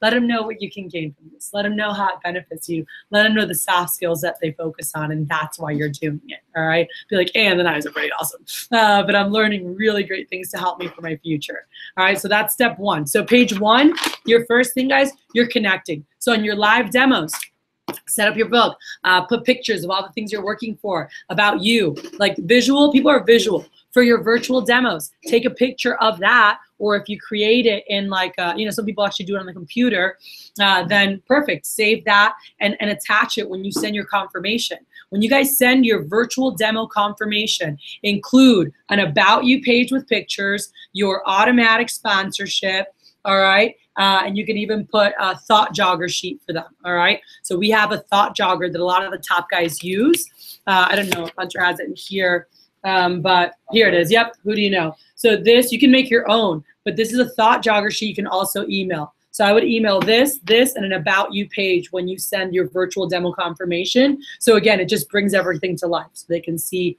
your specific goals, your specific things, and what you're working towards, okay? And when you're getting recs at the end, that'll help you guys brainstorm. So you're doing your demo, all right, guys, virtuals, all you got to do is get more excited, all right? I'm going to give you some tips when we go through closing, but you start on the beginning, you're chit-chatting, you're sharing your goals while you're doing this, you're asking questions about the person that recommended you. That's all step one. And guys, there's 7 steps if you want to jot this down. Some of you guys know this, some of you guys don't, and I'll give you tips as we go along the way. 7 steps to maximizing sales, all right? So this right here. So step 1, we already talked about, build rapport. All right, you want to make sure you build that connection, tie them into what you're doing. They need to love you. That's why they're going to buy more now versus later. That's why they're going to give you more recommendations now. It all goes back to that, all right? Step 2 in your presentation. What's your next step? Once you've built rapport, can I have a blue book, please? Here. Not that one, just the right one. Yeah, I want a brand new plain blue book. Can you get me one from back there? All right, yeah. Any of those work. Thank you. All right, so once you guys do that, so by the way, that part 1 that we are sharing, you'll notice, look at any of the top guys, look at James' book, look at his book, look at any of these guys' book, they have a sheet about them. That's an extra add-on for you guys that's more advanced to add like an about you, all right? And then share your goals with them. You have all the different contests and stuff happening. Then we go to step 2. What is step 2 of your presentation? All right, you need to establish credibility. All right, you need to establish credibility. Now, from the beginning, from even when you're building rapport, you want to maximize your appointments. You want to maximize your sales. Something that's very important for you guys to do, and I'll put here, is you need to build value. Okay, I did some great demos in the beginning, but I didn't have great sales because they were like, "Oh, it's how much?" Like they had no idea that it was going to cost what it did. All right, and I shocked them at the end. And so this was something my manager said, hey, Kat, from the beginning, you can plant seeds from the beginning to help with that. And so even in part 1, when you build rapport, all right, where you told them like, hey, like I said on the phone, you don't have to get anything, but if you do see something you like, so he's like, tell him, he's like, by the way, Miss Jones, this stuff's way too expensive for you to buy just to be nice, but I do want to let you know why so many people invest in Cutco. My manager told me, have fun with your goals, whether it's your fast start goal or your push goal. Hey, my goal is to sell $10,000 in the next 2 weeks. If you want to just write me a check for 10 grand, that would be awesome. Then I'll definitely hit it. All right. And you're like, I'm just kidding, but keep a lookout. All right. But it makes them laugh. But say, no, I'm assuming you didn't put away 7 to 10 grand to redo your kitchen today. But I do want to show you why so many people invest in Cutco. All right. And it's just having them thinking bigger about prices. But anyway, go to step 2. So when we establish credibility, here's a couple easy places you guys can set the price expectancy up. If you have your manual, I would put this right in page 2, all right? Right in page 2. A couple quick plugs. So your whole thing is to make sure they know that's legit, but throughout the demo, you want to build value. So quick places you guys can do this. When you talk about the 4th bullet on about the company, you buy once, use every day. You never have to replace. you can say, so obviously it's going to cost more. Everything's guaranteed forever, so you guys can make a plug there on how it costs more because it's guaranteed forever. When you talk about K-bar, you guys can make a plug there for quality, all right? So I'm like, hey, we make K-bar for the US, so obviously really high quality stuff, so it's not going to be cheap, all right? So whenever you talk about, forever, all right, so it's guaranteed forever, costs more, or you can say these vice versa. When you talk about K-bar, when you cut the penny, all right, when you cut the penny, you're talking about the quality, right? How it's high quality on both of these things. And when you talk about high quality, all right, obviously it's not cheap, all right? Or you can interchange these. So I'm like, oh, it's guaranteed forever, so obviously it's not cheap. When they see the quality, like we make K-bar for the U.S. Marine Corps, and you're like, oh, watch this. Let me show you another product that shows you the quality of Cutco, and you cut the penny, like what? You're like, yeah. As you can see, the quality is super high quality, so obviously it's going to cost more. So just those plugs of like, it's not cheap, it costs more. Does anyone here do demos in Spanish? Anyone here do demos in Spanish? All right, cool. So something that I learned, and if you ever do any for any family, if you do any in Spanish ever, is in Spanish, I used to say like expensive, but I used to say like the not worth it expensive versus the costly. And I learned to say, oh, son costosos, son una inversión, like they're an investment, no son barato, like letting them know, hey, they're not cheap, they're an investment. Hey, let me show you this. You want to be talking about that as you go through. So when I cut the penny, everyone should put next to cut penny, because sometimes they ask you, right? When you cut the penny, sometimes they ask, oh, how much are those? All right. And when I was new, I was like, oh, it's not that much. All right. That's not true. It's the most expensive pair of scissors they're ever going to buy. All right. But they're going to have them 60 years from now. My grandma's had her since 1957. Still has the same stinging scissors. All right, so that's pretty cool. So when I cut the penny, if they ask you, oh, how much is that? Be like, oh, they're not cheap. Be like, they're guaranteed forever, and it's like the best quality. Be like, they come for free with a lot of the sets. We'll talk about prices later, but build it up. All right, don't say, oh, it's not that much. All right, that's not true. So be like, oh, they're not cheap, abuela. They're not cheap, Miss Smith. Be like, they're the most, they're an investment. So saying that, hey, they're not cheap, they're an investment. But they actually come for free with most of the sets. I'll show you that later. Let me tell you why they cost what they do. But just wait to get that. Now, sometimes they don't ask. You just cut the penny and they don't ask. Bring it up. When they don't ask, you cut the penny. Be like, hey, as you can see, these are super high quality, so obviously they're not cheap. Like, we'll get your prices later, but just so you know. So you want to be planning that. And I remember telling my manager, I'm like, isn't that going to scare them? And he's like, Kat, you want to make sure they understand that it's going to cost more, all right? Because if they don't expect it, then at the end, you're going to scare them, and they're not going to buy. Because when you say the price, they're going to go, what? Because they weren't expecting that. So you want to make sure they know, hey, this costs more. Hey, obviously this costs more because of this, and be building that. So at the end, they're like, how much is this? And you're like, hey, here's what's in stores. Oh, actually, we're cheaper. And they're like, oh, wait, what? All right, yeah, since we sell direct, we're actually cheaper.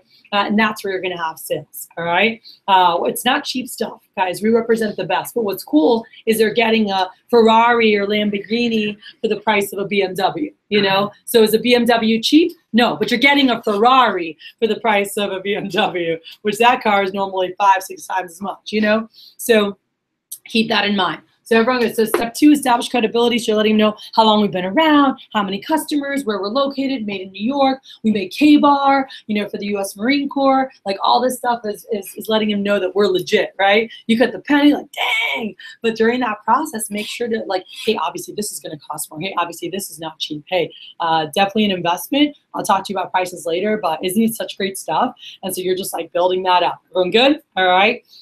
Step 3, once you guys establish credibility, then we go to step 3. What's step 3? All right. Oh, good job, Brandon. Yeah. So create a problem. So when you guys go to create a problem, all right, you're going to talk about the sets here. Now, by the way, who here wants to sell sets? Raise your hand if you want to sell sets. Say the word sets a lot. On your live demos, compliment sets in their home. What a beautiful set of candlesticks. What a beautiful set of tapestries. What a beautiful set of kids. All right, I'm just kidding.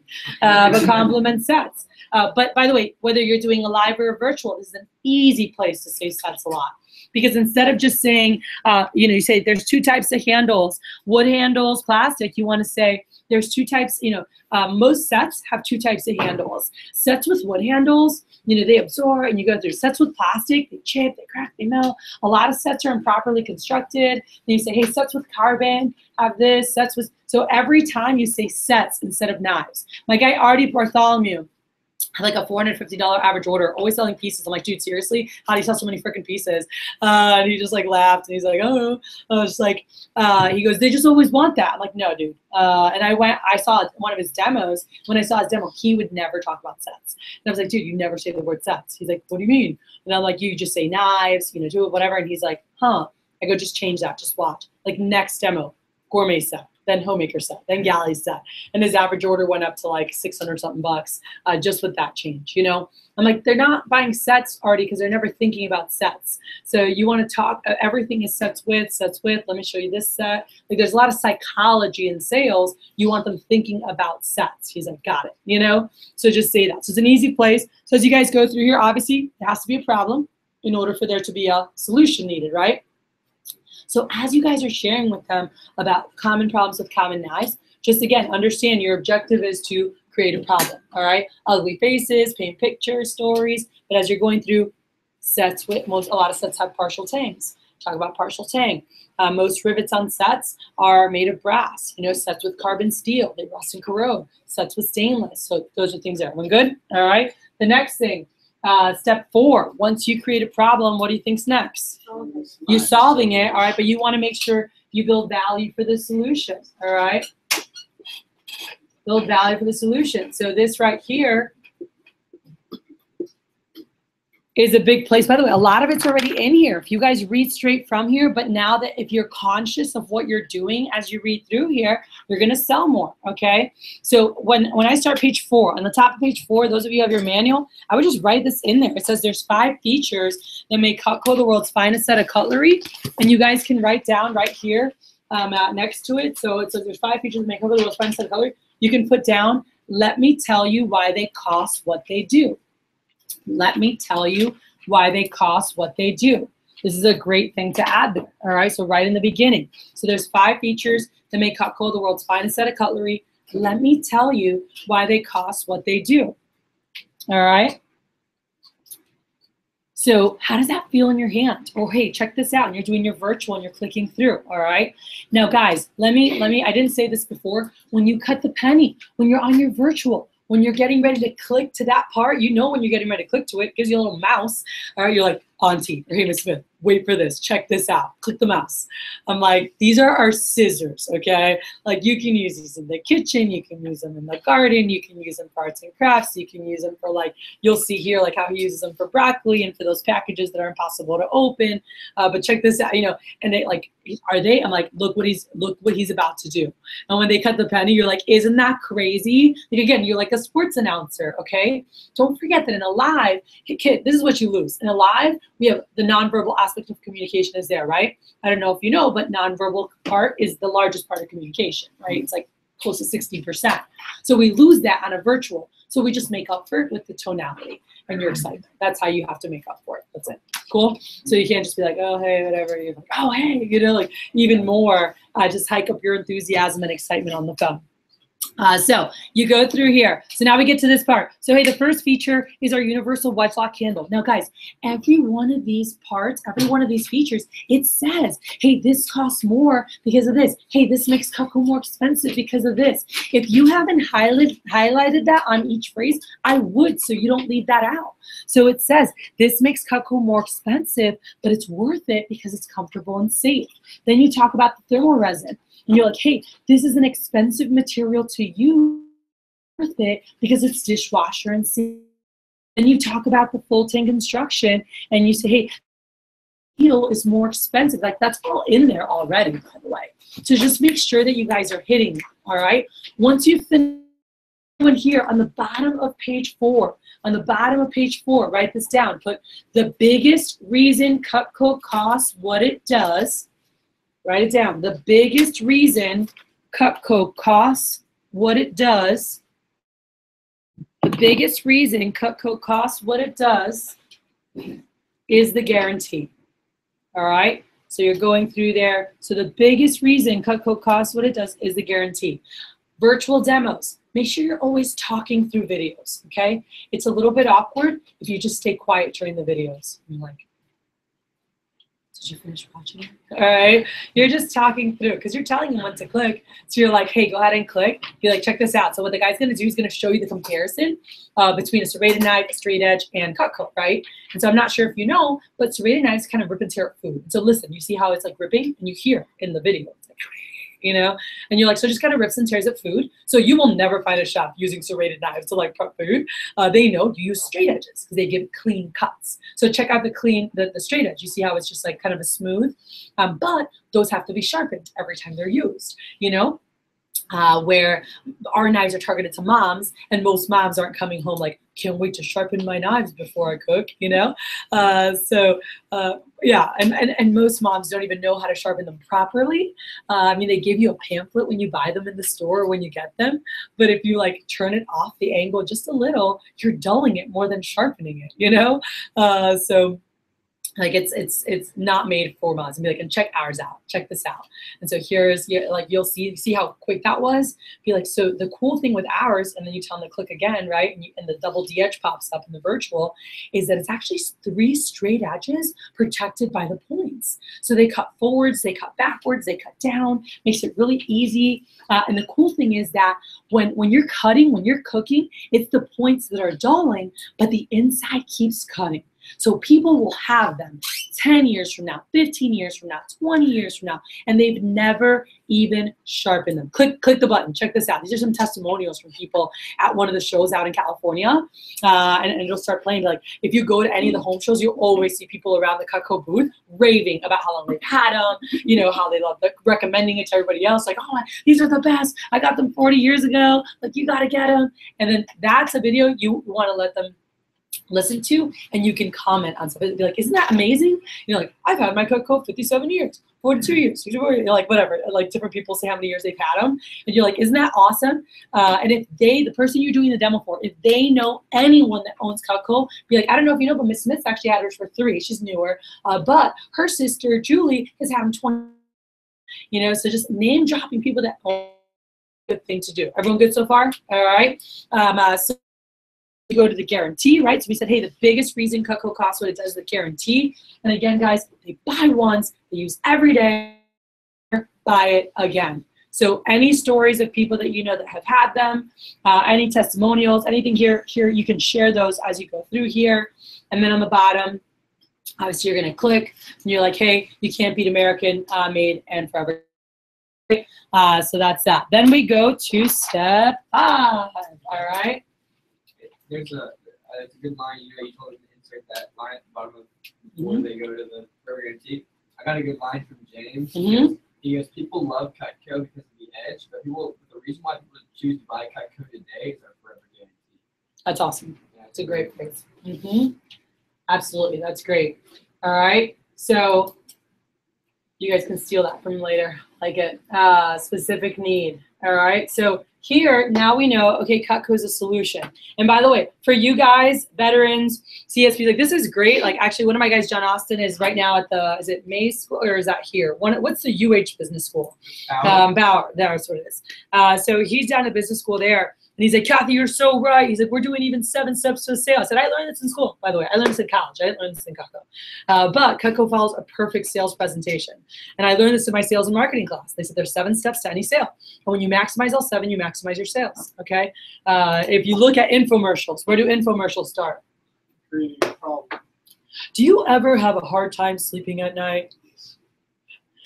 Do you have problem with your, and you're like, yes, I do. You're like, well, here's, all right. Infomercials usually start here. There's some that start here. You guys ever seen the infomercials where they have like people talking, testimonials, like I tried it and I used it, and they're like sharing their experiences. The reason they're doing that is they're trying to let you know that they're legit. Cool. They're trying to establish credibility, but they're still missing that personal connection. Whenever you can have all 7 steps is where you're going to maximize the amount of sales you can have. All right. So that's really cool. So let's say we were like proactive. We created a problem. We built value. Why proactive is the solution? You're like, I'm going to use proactive. All right. But now would be, okay, for overnight blemishes, use this. For daily cleansing, use this. Like specific need. Now they know Cutco is the answer, but now we're going to show them the different sets, right? If they love to cook, if they love to entertain, they should have a complete set. You know, if they're an average family that cooks 4 to 6 times a week, they should have the signature family set.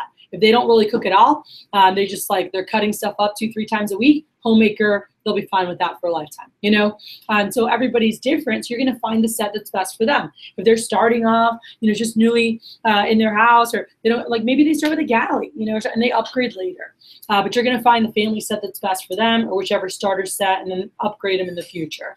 So that's your next thing. Now, by the way, who here wants to sell more sets? Raise your hand if you want to sell more sets. By the way, sets are better for your customer. Sets are better for you. Fact. Sets are better for your customer. They get more for their money. I was showing the guys earlier, like all the larger sets are discounted, $150 to what, $300 that they're discounted. They get free stuff.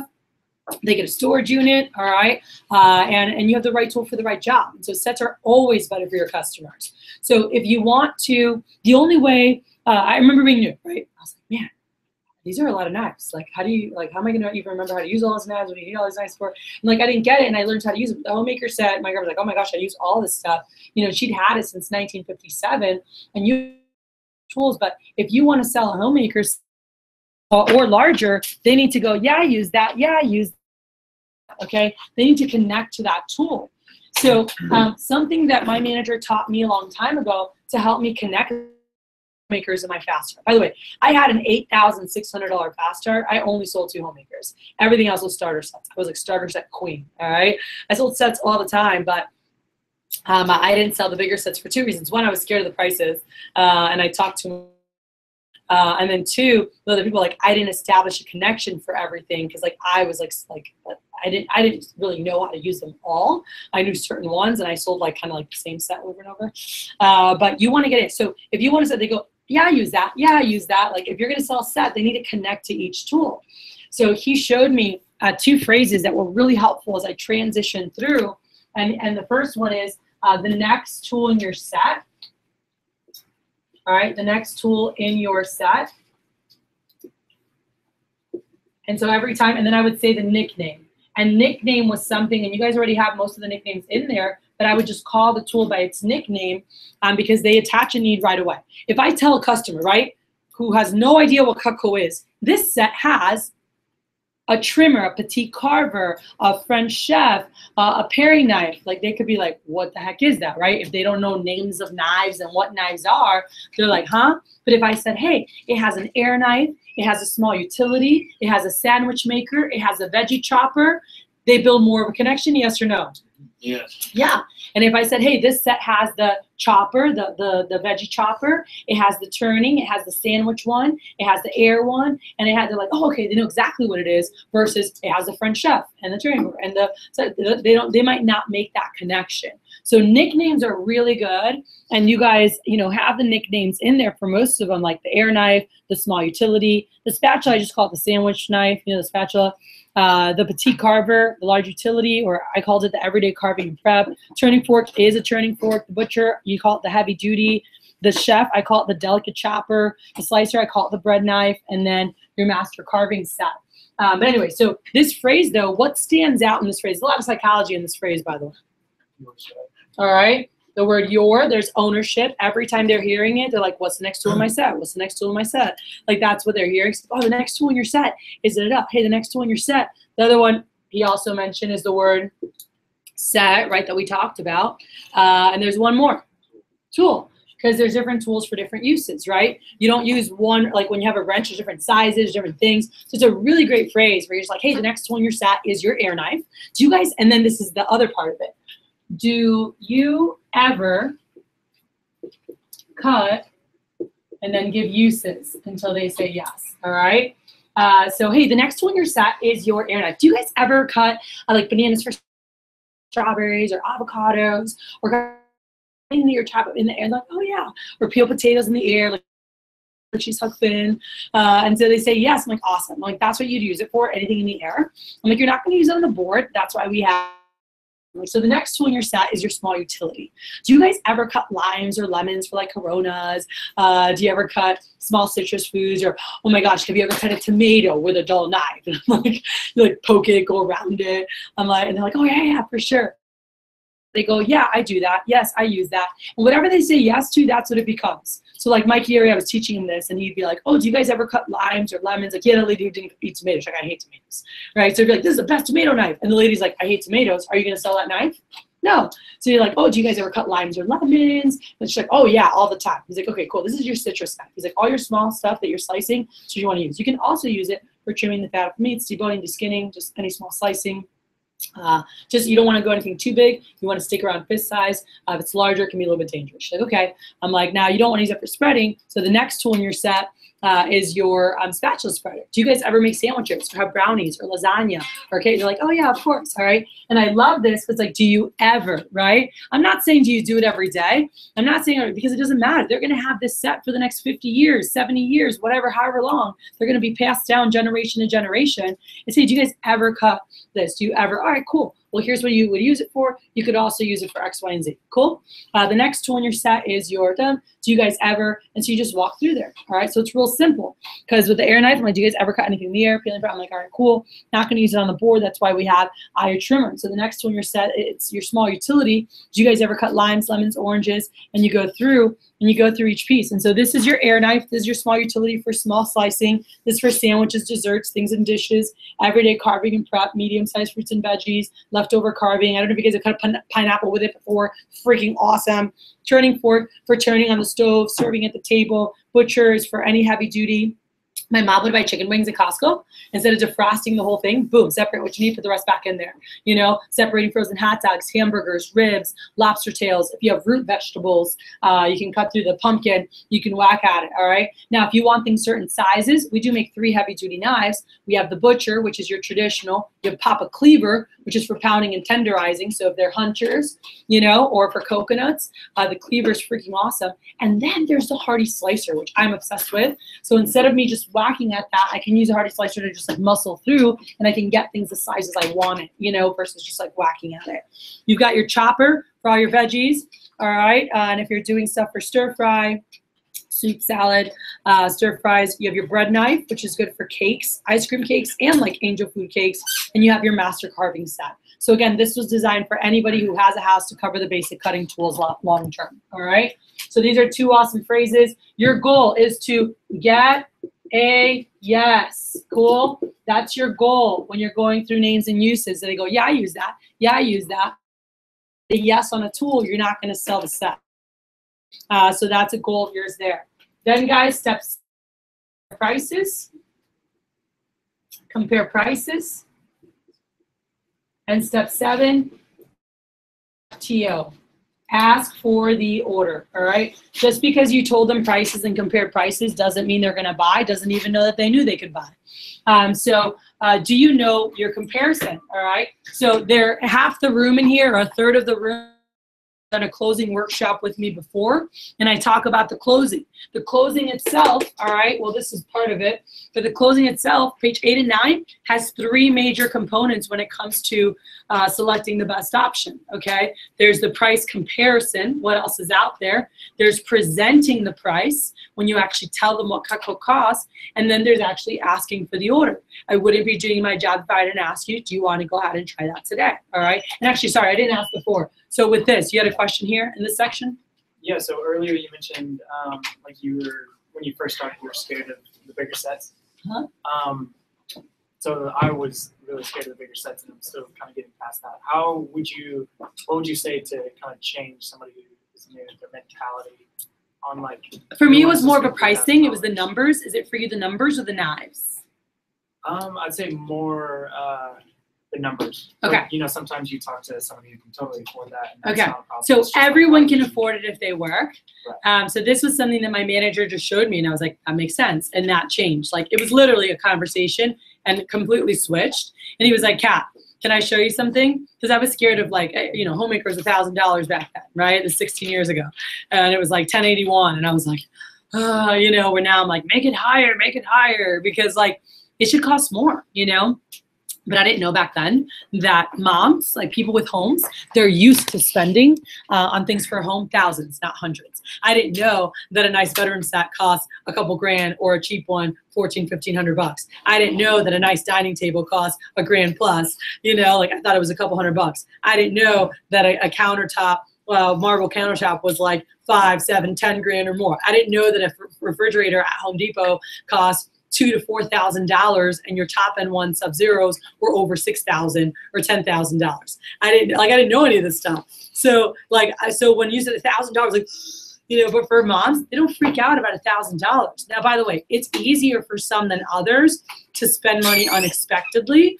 Okay, some people like no problem spending money because they have a lot of disposable income, and some people have to plan ahead, right? More middle classes to plan ahead for big purchases, but my manager had showed me this, and he goes, Kat, let's look at $1,000. He goes, you have friends your age, 19 years old, that could buy $1,000 of Cutco from you today. And not that they want to buy $1,000 of Cutco right now because they're 19. They probably could spend that money. They'd probably spend it at Northgate or doing other stupid stuff, and wake up the next day and be like, well, what happened?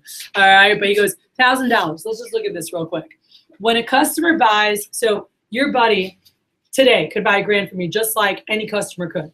Now, he's probably not going to give you $1,000 cash unless he's a he goes, no, seriously.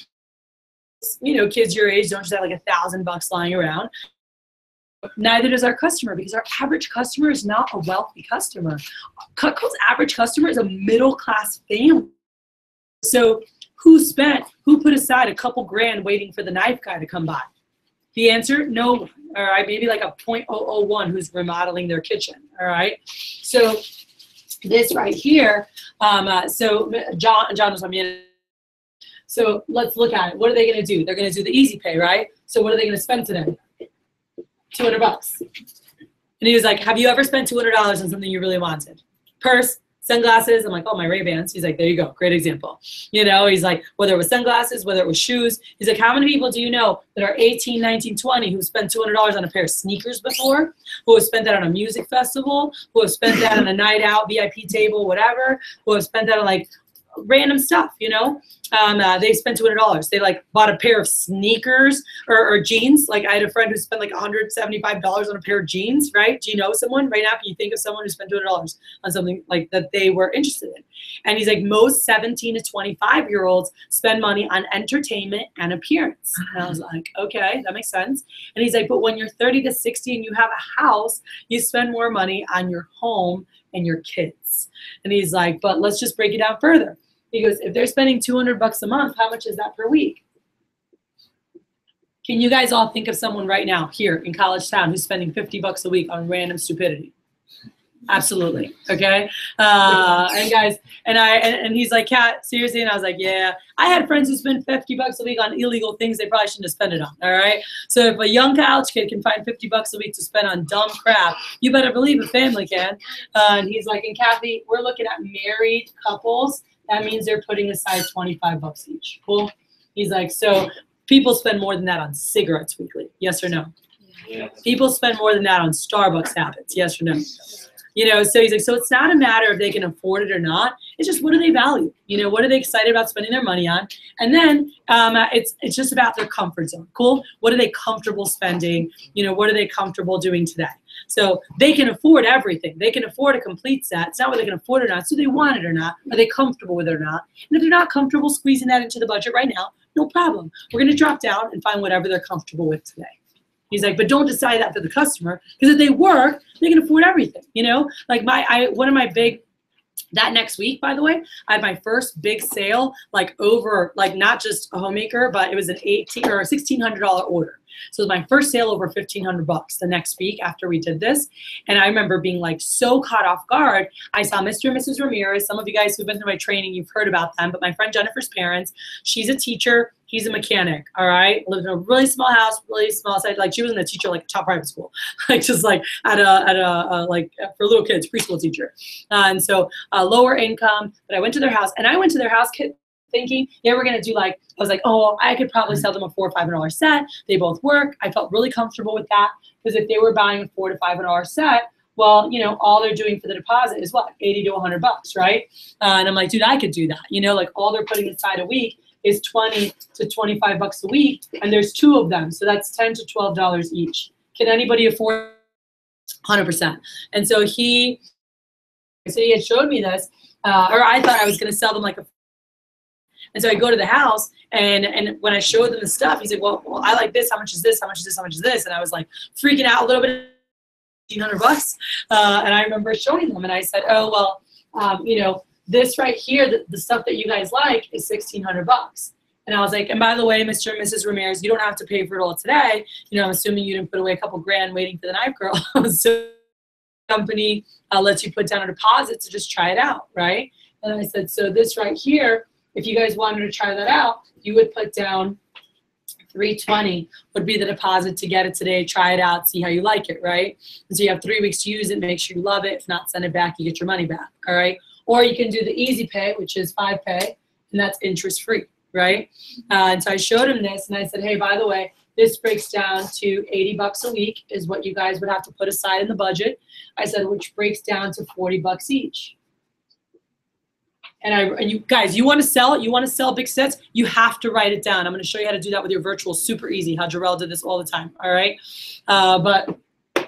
So I wrote it down on the paper. I slide it over to them. All right. And I said, is that something you would feel comfortable squeezing into the budget? And I'm like, I'm ready to drop down and sell him like a small set. You know, I was waiting for like a no right away. And he's like, and the reason you want to write it is because they stare at it, right? So he's looking at this and he's like, honey, what do you think? She's like, I mean, I think we should do it. She's like, we need it. He's like, I know. He's like, I mean, I can put aside 40 bucks a week. And she's like, yeah, I can too. She's like, but we have to be tight with this. We have to stick to the list when we go to the grocery store. You know, they like start talking. And then finally, after a couple minutes of them talking it out, he was like, do you take American Express? I was like, yeah. He goes, okay, we'll do it. And they were a good friend of our family my week too. I went, really? All right, don't do that. But I was like, he goes, yes, really. And I was like, oh, I mean, awesome. You're going to love it. You know, in classic or Pearl. And I remember him just laughing, and he goes, come here. He goes, you, come here. And so my friend Jennifer and I, he takes us to the garage. He was a mechanic. And he goes, Kat, how much is that? And his tools, it was about 3 feet wide, about a foot deep, about 4 feet high. He had like a wall unit of Snap-on tools. By the way, if you don't know, you can go online to snapon.com. This is not a cheap little thing here, okay? I have no idea. I'm 19, never looked at a tool in my life. I said, he goes, how much? I go, I have no idea. He goes, guess. I was like, I have no idea. He goes, guess. I go, a couple $100 bucks. He goes, a couple $100 bucks? Try again. And I was like, I don't know. He's like, I'm like, I have 700 bucks. He's like, try again. And I was like, I have no idea, Mr. Ramirez. And he's like, Kathy, it's a couple $1,000 bucks. He's like, you can go online and look. The unit itself, by the way, with no tools is over $2,000. So just the holding unit for the Snap-ons. And then, but he told me it was over $4,000 of tools. And I was like, what?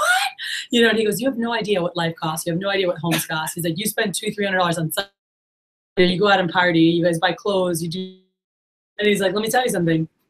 He goes, this right here, investment. Every mechanic knows. Any carpenter, anyone who builds knows. You buy Snap-ons. Those are the best. Investment are really good too. But Snap-ons are like Cutco. They're guaranteed forever, like generation after generation. And so he's like, Kathy, I'm going to recommend you some guys from the shop. I'm going to recommend you some guys. And he like, you know, he's like, don't be surprised when they buy it. And he's like, this is a dang. He's like, it's not a random purchase, it's an investment. He's like, and mechanics invest in their tools. And sometimes they do little at a time, like a wrench set or this set, and they keep adding to their collection. And sometimes they finance a bigger set. Same thing here. He goes, so don't be surprised. But that was a really big thing. That's a long answer to Kit's question. But, you know, it's just that conversation and seeing that. It's like, if you look at this, if somebody answered, if a parent who owns a home, somebody with a career works full time, can they afford $40 a week for something they want? Of course they can. They give their kids $20 sometimes to go to the movies and stuff. So anybody who works and has a home can afford it. It's not whether they can afford it, it's are they comfortable swinging it right now? They might have other stuff going on. The roof caved in, Johnny got in a speeding ticket, you know, this happened, whatever. And so they just might not feel comfortable spending all that right now. That's fine. We're going to drop down. We're going to find whatever is best for them today, all right? But do your customers a proper service and show them everything and ask them, hey, is that a set you want to try? All right? So that's really big. And I'll save it for another day just because I went off on this long tangent, so I didn't go through the trial close. But something I do, and you guys can talk to Hunter, you can talk to Eric. I'll just do it for you. I'm just going to do it, and you guys can discuss it later on a PC. Is a different way of asking for the order, right? Normally in your manual it says, hey, so the price for the homemaker. So first off, you got to write stuff down. Some of you guys still aren't writing stuff down. Those of you, when you're teaching other people, you have to write stuff down. So when I get to the closing, all right, and you're going through with the customer, and again, you want to memorize this, but when you go through and you say, hey, so when it comes to high quality cutlery, it's like anything else. There's a wide variety of quality and prices available. Cutco's top rated, so we only compare to the best stuff. So this right here is a price comparison for a set comparable. It's called, you know, when you guys are doing your virtual, you're like, go ahead and click there, and you're walking through. And you can read straight from here. So these high quality sets are made, which these two of the top selling brands. The stores, these brands have different sets that range in price. You know, and so you're going through that. You explain the prices. So these retail over $3,000. You can find them on sale for about $2,000. There's some differences between us and theirs. You know, so they have to be sharpened every time they're used. They're not made up in the dishwasher. You know, the warranties against defects only. Ours has a universal wedge lock handle, has a double D-edge, 4-part forever, you know, guarantee, including forever sharpness. Most people who own Cutco will tell you it's like 10 times better than any knives ever used. You know, I know you haven't had a chance to really use that much yet, but here's the guarantee. You know, most people recut as the overseas brands. And well, when something's twice as good, value, what do you expect to pay in price? Yeah, and at twice the price, Auntie, even if you just use the sale price, you're talking well over $40 for a basic set of Cutco, all right? That's live. You're writing it on the paper, on a virtual, all right? Virtual demos, you guys need to make a note when you go to selecting the best option. So after you go over the summary, make a note right here and say, this is for virtual. Say, hey, pen and a piece of paper. You need to ask them to grab it. So you're like, hey, Ms. Smith, can you grab a pen and a piece of paper? So make a note on virtual demo. When you go into closing, ask them to grab it. So, hey, can you grab a pen and a piece of paper? And they're like, yeah, sure, honey. Like, all right, cool. Let's talk about prices, okay? So when it comes to high quality cutlery, it's like anything else. There's a wide variety of quality and prices. Cutco's top rated, so we only compare to the highest quality brands. Auntie, go ahead and click. All right, cool. You see that? Do you see the Wusthof and Schoen? Okay, cool. So these are a price comparison for our top competitors. Those are Wusthof and Schoen. Have you heard of them? Okay, and you keep, you know, you read from there. And then on the bottom of that page, you say, hey, and at twice the price, you're talking over 4,000. Auntie, can you write on the paper 4,000? Can you write that down? Have them write it down. All right, I just did this live with someone the other day. All right, and by the way, their first demo, Homemaker +8. All right, so I was like, just have them write it down. Say, hey, can you write down $4,000? Like, yeah, absolutely. I'm like, all right, cool. So as I said earlier, our Homemaker +8 is our most popular set. It's perfect for families that cook 2 to 4 times a week. It has the 10 basic tools I explained earlier, the 8 table knives, the wood block, the sharpener for your straight edges. We also have a Homemaker without table knives. If you were considering a set of Cutco, would you prefer the set with the table knives? Okay, great. Well, hey, Auntie, the great thing is that it doesn't cost $4,000. Can you cross that out real quick? Okay, and then it doesn't actually even cost as much as the Wusthof price that retail over $3,000. Write down $3,000. All right. So that's those two sets retail over $3,000. So ours doesn't cost that much. Cross that out, Auntie. Cross out $3,000. Okay, and then do me a favor and under that write down $1,273. All right, write down $1,273. That's the price. Cool. So it's not $4,000, it's not $3,000, or even the sale price. It's actually only $1,273 paid in full, which includes shipping. But most of our customers take advantage of this is what we're going to change up. You can do this on your live or your virtual. Instead of 5-month interest-free investment option, guys, because they haven't actually used it yet, just use the deposit program. So I'm like, hey, so most of our customers take advantage of our deposit program. All right. And so, guys, you can just write this down. Right underneath where it says 5-month interest-free investment option, like that bold part, you're just replacing it with this, all right? The bold part, you're replacing it with deposit program, 100% refundable, 3 weeks, try it. Cool? So deposit program, 100% refundable, 3 weeks, try it.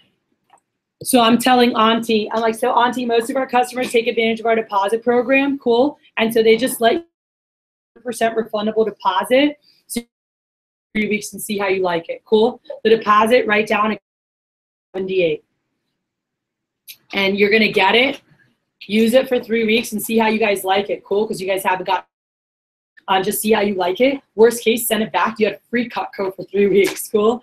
But that's not going to happen. You're going to love this stuff. So you can just call the company, Auntie, and you can pay the whole thing off, or they'll charge you the same amount every 30 days. It's our easy pay. So we have something called a buy now bonus. All right, Auntie, and you could write down free gift. All right, write down free gift and put $150. So you can pick out whether it's the kitchen tools, an entertainer pack, you want some gadgets, whatever you want, just put $150 in free gifts. So if you want to try that out, cool? So I wouldn't be doing my job if I didn't ask you, would you like to try out the Homemaker set today and get your free gifts? Everyone good? That's how you close on a virtual and you rack that crap and you drop cents. Boom. All right. That's it. Make sure they write it. By the way, that's how you drop sales live too. You want to close big set sales, you got to write it down. So the last thing I'm going to do is I'll just do this live. Ready? So if I was on a live demo, you just saw virtual. Now you see live. So, hey, the great thing is that it's not $4,000, although they would be if they were sold in stores. As a matter of fact, they're not even as much as these here, which are over $3,000, okay, which retail over $3,000. Our Homemaker is actually only $1,273. Cool? And Auntie, you could pay for it all right now, but obviously I'm assuming you didn't budget, a couple hundred, a couple grand waiting for the knife girl to come by. So most people use our deposit program. And it lets you put down 100% refundable. Oh, and I missed that before. On the virtual, when they put 278, I have them write. I'm like, hey, can you write down 100% refundable? Have them write that next to 278 when you're doing your virtual demo, all right? So 100% refundable deposit. 3 weeks. Try it out, all right? And so the deposit for this Auntie would come out to 278. You'd get it, use it, abuse it, make sure you love it. Worst case, send it back. You get 100% of your deposit back. Cool? Worst case. And Auntie, that's not going to happen. You're going to love this stuff. So you can call and pay the whole thing off, or our Easy Pay lets you do the same amount each month. All right, for 5 months, it's interest free. Cool? So we have something called a buy now bonus. Talk about buy now bonus. And I'm like, and with that, you can pick out $150 in free gifts of whatever you want. All right? You can pick out gadgets, fishing knife, other stuff, whatever you want, in free gifts, all right? So I wouldn't be doing my job if I didn't ask you, do you want to go ahead and try out and get your free gifts? Or just put the deposit so you can get it, see how you like it, and then just go from there. Cool? So that's a different way of presenting the price or asking for the trial close. Same thing. We just worded it a little different. Instead of 5-month interest reinvestment, it's 100% refundable deposit program. And can anyone tell me anything that stand out before we wrap this all up? Why do you think you close more often on your verbalizing this? Why do you think you close more often on your live demos doing this? Can anyone raise your hands? Specifically new guys. Visuals. I'm sorry. Yes, people are visual. That's definitely a factor. What else? It gives them room for error, so if we don't like it, they send it back, and there's less pressure. Yep, less pressure, less risk, right? I have no risk. I can try it out. Risk-free. I mean, I get 100% of my money back, so there's no pressure, there's no risk. All right, anything else? Building value. Okay, what else? I think the $100 or $150 for free gifts makes it fun to get something out of it. People love free stuff, that's for sure. And it's just more comfortable. Because again, they're not necessarily making a decision today in their head. It's the same thing. You guys know the fourth part of the guarantee is a 15-day unconditional money back. Guys, it's 15 business days, 3 weeks. It's the same thing. We're just repackaging it where it's more comfortable, okay? And again, closing a sale is all about closing your comfort zone.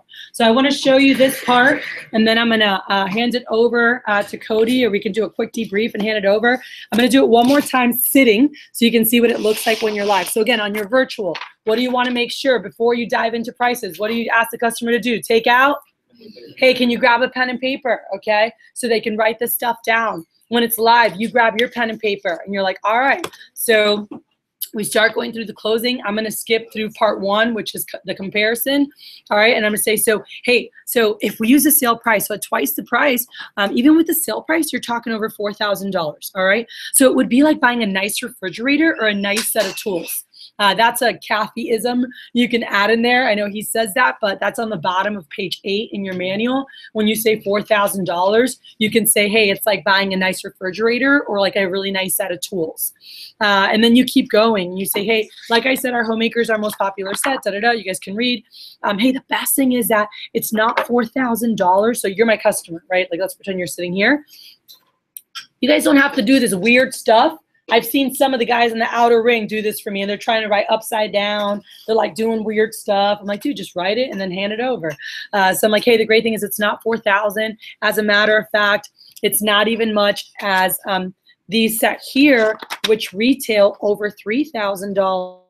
Actually, our basic set is actually only cool. And Auntie, you could pay in full. Don't. Most people take advantage of our interest of our deposit program, and it's 100% deposit. Okay, and for any set you want to try, you can put down a 20% deposit. Gives you 3 weeks to just try it out and see how you like it. Okay, and I'm basically writing exactly what I wrote up there. Okay, I'm just writing it on the paper. So the amount to $278. It's 100% refundable. You have 3 weeks to use it. Make sure you love it. Worst case, send it back. You get free Cutco for 3 weeks. And that's not going to happen. You're going to love it. So you can call, pay the whole thing off, or they'll charge you the same amount every 30 days. Cool? And if you do that, basically, and I always show them the breakdown, I'm like, this right here, if you kept it on the payments, it'd be $69 a week, which comes out to $35 each that you would put into the budget. So I break that down with the payment too. So it'd be $69 a week you'd have to put aside, which would come out to $35 each. All right. So that's what it would come out to. So we have something called a buy now bonus. It's a reason to buy now versus later. It's really like a thank you for buying now versus later. If you wanted to get that today, you could actually get $150 in free gifts as a thank you. All right. So I wouldn't be doing my job if I didn't ask you, do you want to go ahead and try that set out and get your free gifts? You guys could pay in full or just do the deposit. Get it, try it out, see how you like it, and then just go from there. Cool? All right, so that is my long-winded, ooh, I ended right on time. Boom, 7:30. But I meant to finish at 7:15 so we could debrief.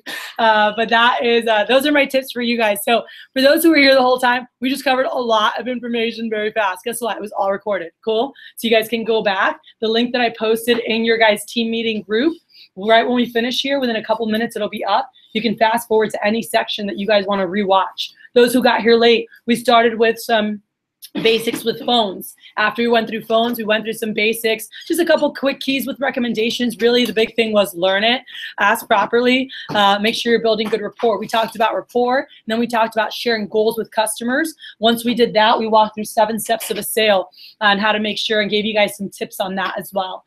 And then obviously we finished up with closing. All right. So anything that you missed that you want to go back and check out, please do. Please go back and listen to it. So I'd love to hear whether you got here late, you were here earlier, you're here for the whole thing. Biggest takeaway. What were your top 2 or 3 things that stood out? Maybe it's one thing. So real quick, anyone who wants to share biggest takeaway, because I think that's really good for you to refocus on, hey, what can I implement right now? What can I implement this weekend?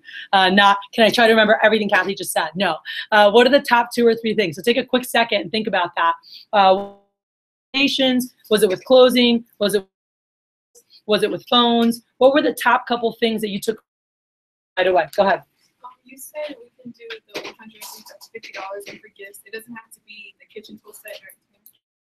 It can be anything. Yep, they can pick whatever they want. Okay, so prepare them for the cost, and also just like break down the cost so it doesn't seem so big, and make sure they know like it's this much per spouse per week. That was huge for me. All right, do you always, because like when my manager showed me that, I was like, oh, and like it helped me close a lot bigger set sales as well. Other things that you can implement right away. Biggest takeaways you can implement right away. Seeing them more expensive a lot. Okay. Yeah, it's cost, and you can say expensive. It's not cheap. It's an investment. This costs more because of this. I thought that would like scare them away, but you were saying that doesn't. When I first started, I thought that would scare them too. But if they don't expect the cost to be big, they're going to be scared at the end. You're never going to sell. So let them know why it costs what it does, because that's how it'll help your sales at the end. All right. Kit, biggest takeaway. Building rapport, sharing your goals. Cool. Any things that stood out from those who were here? The biggest thing I've been using the past couple of years is when you phrase how or do you ever? I've been using that forever. So and this names and uses go so much faster because as soon as they nod, you they move say on. yes, Yeah. you move on. Yep. Yeah. So that's huge, because sometimes you guys like to talk forever and ever about stuff, and it's like your goal is to, well, I erased it, but your goal is to get a yes. So as soon as when you're like, hey, do you guys ever cut that? And they say, oh yeah, you're like, awesome. That's what you would use it for, and you go to the next one. All right. So you don't need to keep going on and talking. Any other things, takeaways, things that you guys heard? When you were talking about like virtuals and in-persons, you said whichever one you start out with is usually what you're most comfortable with. So I've only done in-persons. And do you a think I virtual. should- Just do it. Sorry, virtuals. I've only done virtuals. Should I try to incorporate more in-persons or focus on like, virtuals? You've only done in person. Virtuals, sorry. You've done everything over the phone? Over the phone, yeah. Okay, awesome. So it doesn't matter. I'm just saying whenever you have someone that wants to do it live, go do it live. You're doing virtuals, do virtuals. Like just have fun on your demos. So it's just you're always used to whatever you started doing, but do all of it. It's great for your business because you'll have live demos, and guess what? They have people they know who live in other cities or live in other states, you know? You'll have, if you can do live demos, it's fun to cook dinner and go there with people. You don't have to do a live demo over if you don't want to. But I think they're fun. But it's totally up to you. But if you're not doing virtuals, you need to add virtuals into your business because you're losing so much business by not doing virtuals, and they're super easy. You get to read your whole book the whole time, laugh on the phone, show them stuff. Just make sure that you're having them write down prices. That's going to help you close more sales. Cool? All right. So awesome, guys. So, go ahead. Do you ever do workshops you schedule? For what? I have workshops on so much stuff. Yes, I do have, and we can check. If not, I can add one with that. But I do want to wrap up.